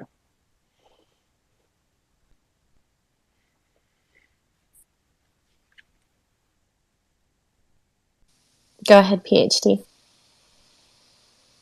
Pretty much everything Steve just said, but I just wanted to clarify also that, I might have been responsible for some of that confusion yesterday because, I was kind of freaking losing my mind when I thought that, the family could have found out from Facebook. But I have scaled back on that since also because Steve had mentioned that Grandpa didn't have a cell phone. It sounds like maybe Dad didn't have signal. So maybe Mom tried to get a hold of him, blah, blah, blah. But whatever happened or didn't happen or how it didn't happen, I just, somebody had said something earlier about law enforcement being defensive, and I just wanted to clarify that I think it's all just a little bit shocking to them. I don't, in a situation where this wasn't a YouTuber with such a huge following, it's something that law enforcement probably would have taken a little bit more time to, and I don't think they're used to YouTubers with such a huge following, and I think that social media post kind of just threw them for a loop in that, from an incident command type situation, or especially where it's scaled back now and they have to call in FBI agents from here and CHP guys. I mean, they would have taken a little bit more time to start making notifications and make phone calls before whammo, social media posts. So I don't know that he was necessarily defensive about that to me. I mean, maybe a little irritated, I felt, but Yeah, that's that's probably not because they're not used to this at all. Yeah, and that's not a big county, and I think you're exactly right because listen, it was once we found out, it was literally like watching ants come down an anthill. The hills just started. People started coming down from the campgrounds, where you could tell people were parking along the highway and running down. And I mean, there was hundreds and hundreds of people up on the perimeter, and there was drones flying, and you could tell everybody had cameras out, and that was from social media, and I think that definitely caught everybody flat-footed. They're probably like, "Wow, this is happening in real time," because about an hour later, I saw all like unmarked cruisers like on the other side of the lake, like backing people up off the same, getting people.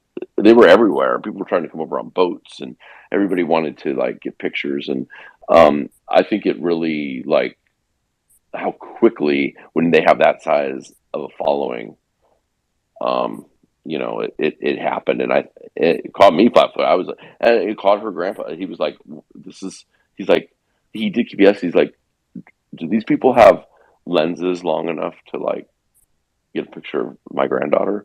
And the public or the liaison was like, the answer is yes. They're like, we're going to try and use the privacy screens, but if the wind's above about 20 miles an hour, we can't use them. So we're hoping that the wind dies down. And luckily that was the case.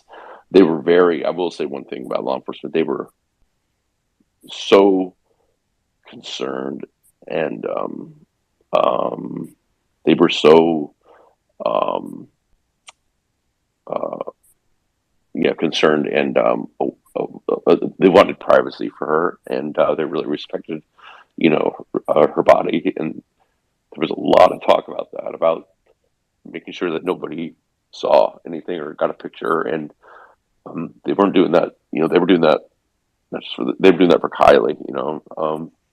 And I thought that was really, really cool. The amount of time they put in. They even talked about about letting it get to be dark, before they did anything significant, just out of respect for her not becoming a showcase, and I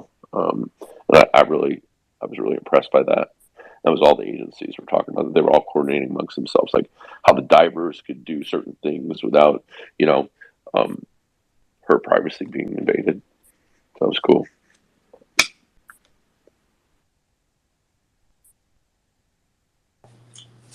All right.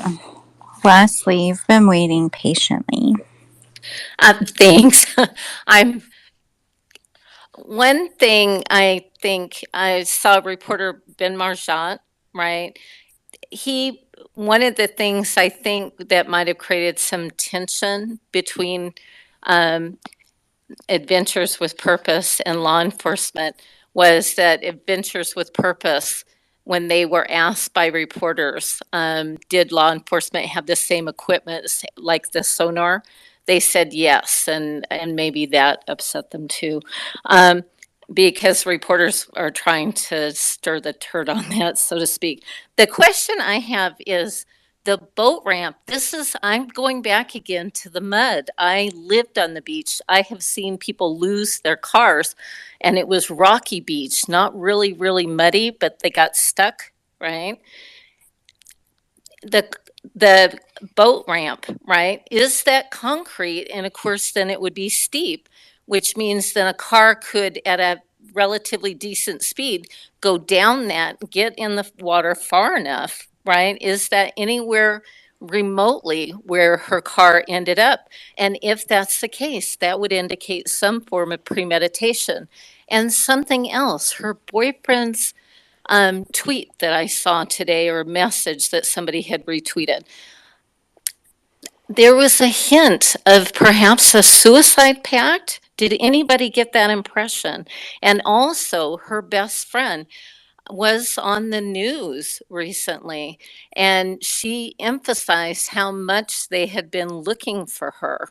And you said that you didn't feel like that was the case. And so I don't know. I'm with y'all. I think it's all very, very bizarre. And there are lots of questions. And so I'm just throwing out a bunch of stuff, and I'm going to shut up now.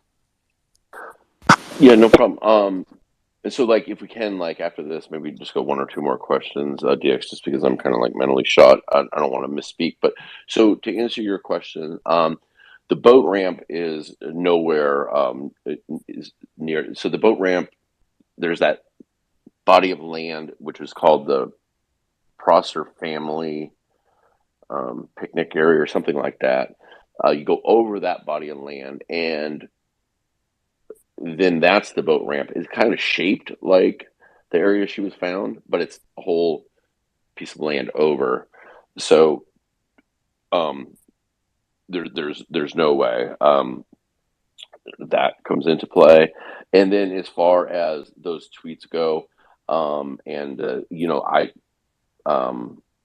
haven't seen them, to be honest with you. I don't know. I know there's a lot of speculation out there, and the thing is, there's gonna be until that we get. That's one of the things that's always so frustrating is I know they got to keep things close to the vest, but like, I don't know. Like, if we have, they're definitely the toxicology report is going to be important. Listen, I think like it's probably safe to assume that it's not going to be clean. So, like, if something doesn't happen here pretty quick, then my gut tells me then it's probably going to be like accidental. I think if it's foul play, I think that they probably already have. They're pretty close to a case. You know what I mean? I don't think they got to wait for a toxicology report. I could be wrong, but so I don't know. Like, you know, those tweets that you're talking about, and people speculating about.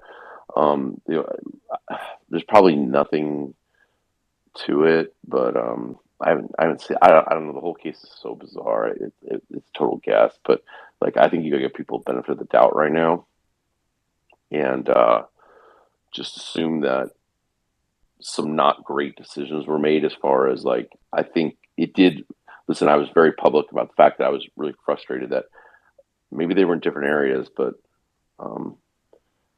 I didn't see any friends searching. I was told directly by a family member that one of the people had left town temporarily, and I think they might be back now. But so I was frustrated because I didn't see until she was found.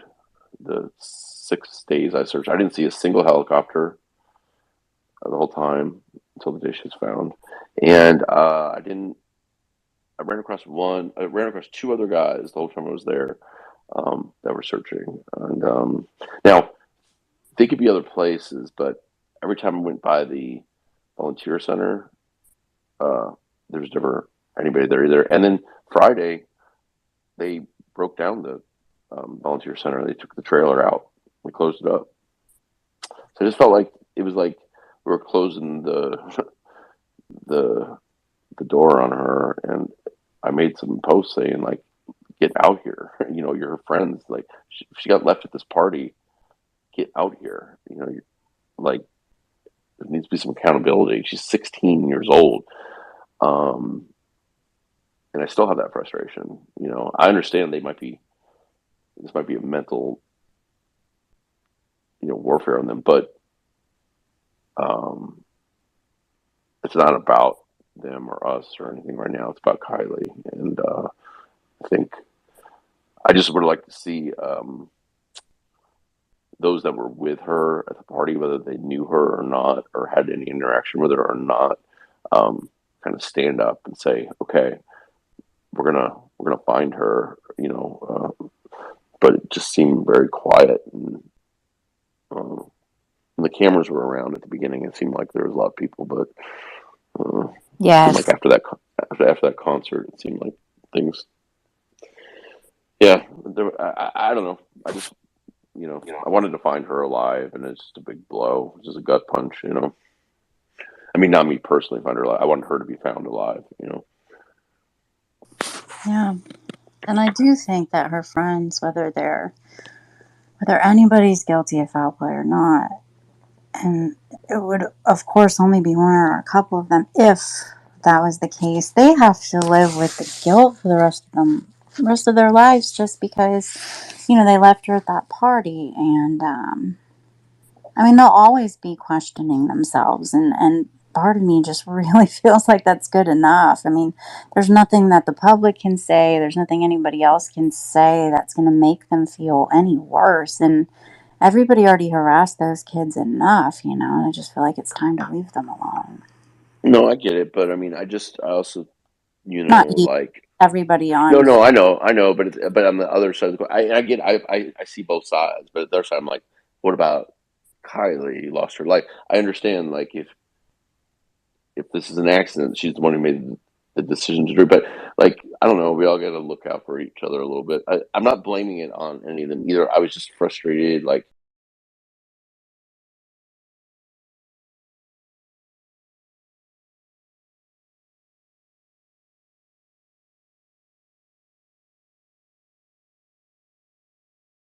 this party, get out here. Like, there needs to be some accountability. She's 16 years old. And I still have that frustration. I understand this might be a mental, warfare on them, but it's not about them or us or anything right now. It's about Kiely. And I think I just would like to see those that were with her at the party, whether they knew her or not, or had any interaction with her or not, kind of stand up and say, okay, we're gonna find her, but it just seemed very quiet. And when the cameras were around at the beginning, it seemed like there was a lot of people, but Yes. like after that concert, it seemed like things. Yeah, I don't know. I just I wanted to find her alive, and it's just a big blow. It's just a gut punch, I mean, not me personally find her alive. I wanted her to be found alive, Yeah. And I do think that her friends, whether anybody's guilty of foul play or not, and it would of course only be one or a couple of them if that was the case, they have to live with the guilt for the rest of their lives just because, they left her at that party. And I mean, they'll always be questioning themselves, and part of me just really feels like that's good enough. I mean, there's nothing that the public can say, there's nothing anybody else can say that's going to make them feel any worse. And everybody already harassed those kids enough, and I just feel like it's time to leave them alone. No, I get it, but I mean, I also, Not you, like, everybody on. no, I know, but on the other side, I see both sides, but the other side, I'm like, what about Kiely lost her life? I understand, like, if this is an accident, she's the one who made the decision to do it. But, like, I don't know, we all got to look out for each other a little bit. I'm not blaming it on any of them either. I was just frustrated, like, because I got there on Sunday, and so it had been 6 days, and it seemed like everything stopped over 6 days, and then it really stopped the next Friday because they broke the trailer down. And I was like, this case is going cold. If Adventures with Purpose didn't show up, this case would have gone cold. I have no doubt about it. They went to find the car. Yeah, and like you said, I do feel like when the camera stopped rolling, a lot of that just disappeared, and that made me really sad. Yeah, it is, but I don't know. At least I mean, it's a horrible outcome, but at least there was an outcome. I do wish that the general public would. I mean, they're definitely guilty of being crappy friends, but I do wish people would not harass them and stalk them on social media. I mean, that's what I'm talking about. It's just Yeah, unfortunate. I get it. I get it. I think I don't know, some statements of apology or something might go a long ways, but I have no idea. Like because I don't know who was even there. I mean, I really don't. There's like one person that I'm pretty sure was. I don't know who was at the party and who wasn't. It's just there's not enough, at least for the public. I'm sure law enforcement knows way more. I think cell phones and cell towers and the car now. The car has a crash data recorder. It'll have timestamps. You know, they have a lot of answers, I'm sure. And but as a member of the general public, it's kind of like what who was their party? I mean, there was. I've seen evidence of it, but I'm just like, I don't know. It's all very baffling. With that, I think I am shot. Yeah. Well, thank you so much for spending over 2 hours answering everybody's questions.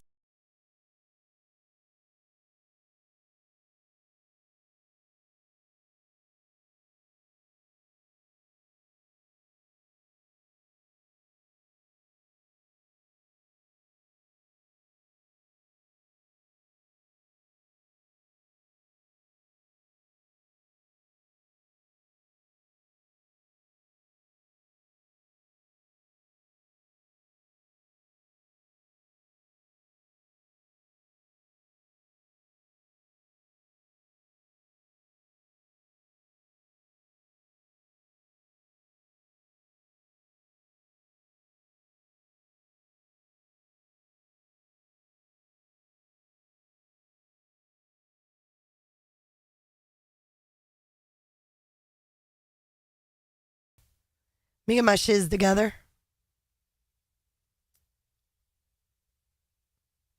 Okay. So we have the release.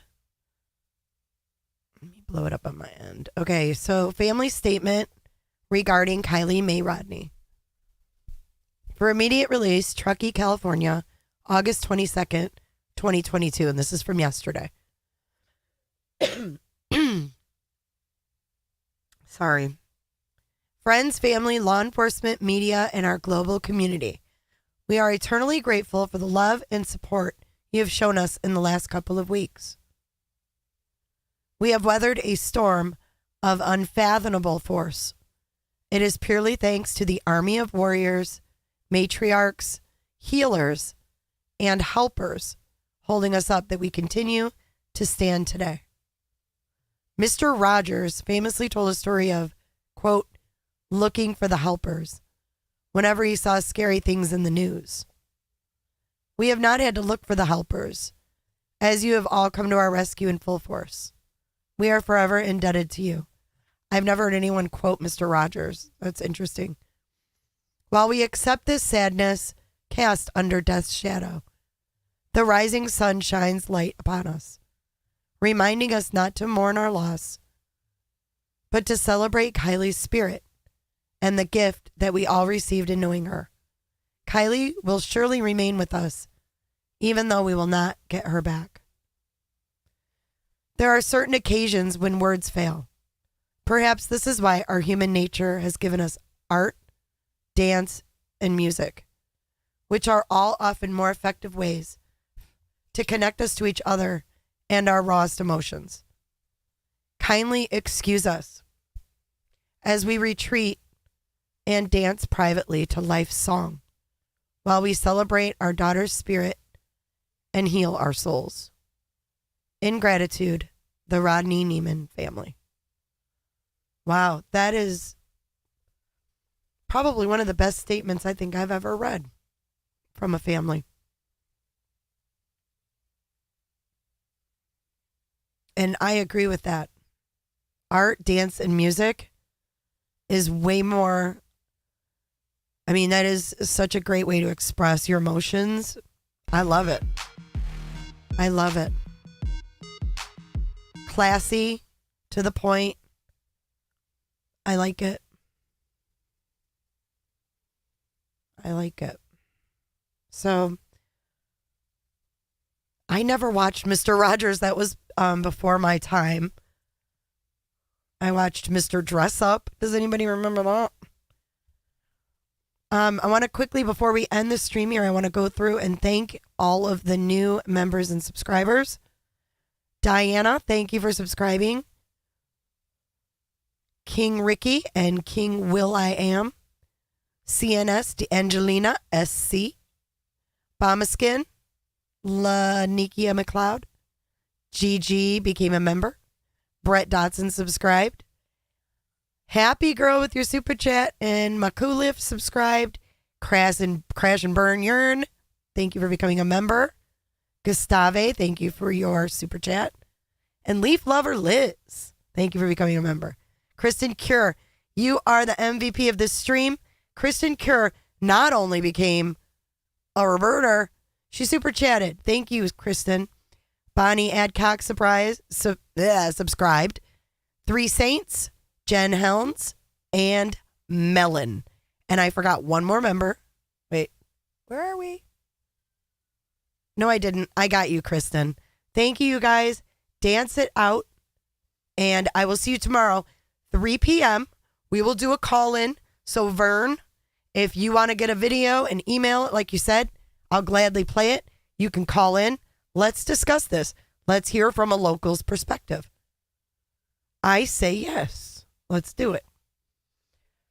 So thank you guys. I'll see you tomorrow and have a great rest of your Tuesday evening. Sweet dreams, my sexy empanada. Let me end that poll.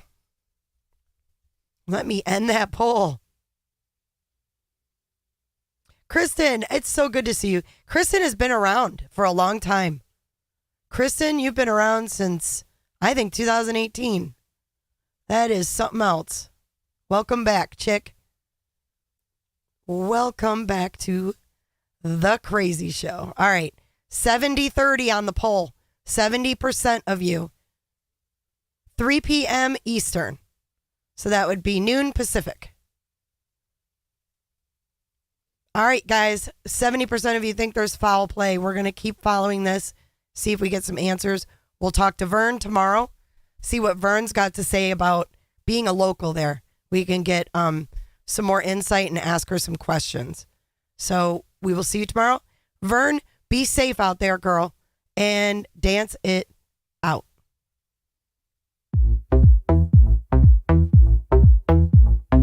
I don't give a damn. I don't really care about you and your problems. I don't give a damn. You talk way too much. I have heard enough about you and your problems. I don't give a damn. I don't give a damn. I don't give a damn. I don't give a damn. Directly off. I don't give a damn. You wanna be with me. You wanna feel something real, but I'm feeling differently. You're making plans to get to France, but don't wanna face the fact that I ain't got time for that. Staying up late, sleeping all day, dreaming about Cadillacs. Buying new shoes, hanging by the pool, sipping on Coke and Jack. Calling my phone when you feel alone, but I'll never call you back. Roly-poly, daddy's little Betty. Betty's gonna be a man someday.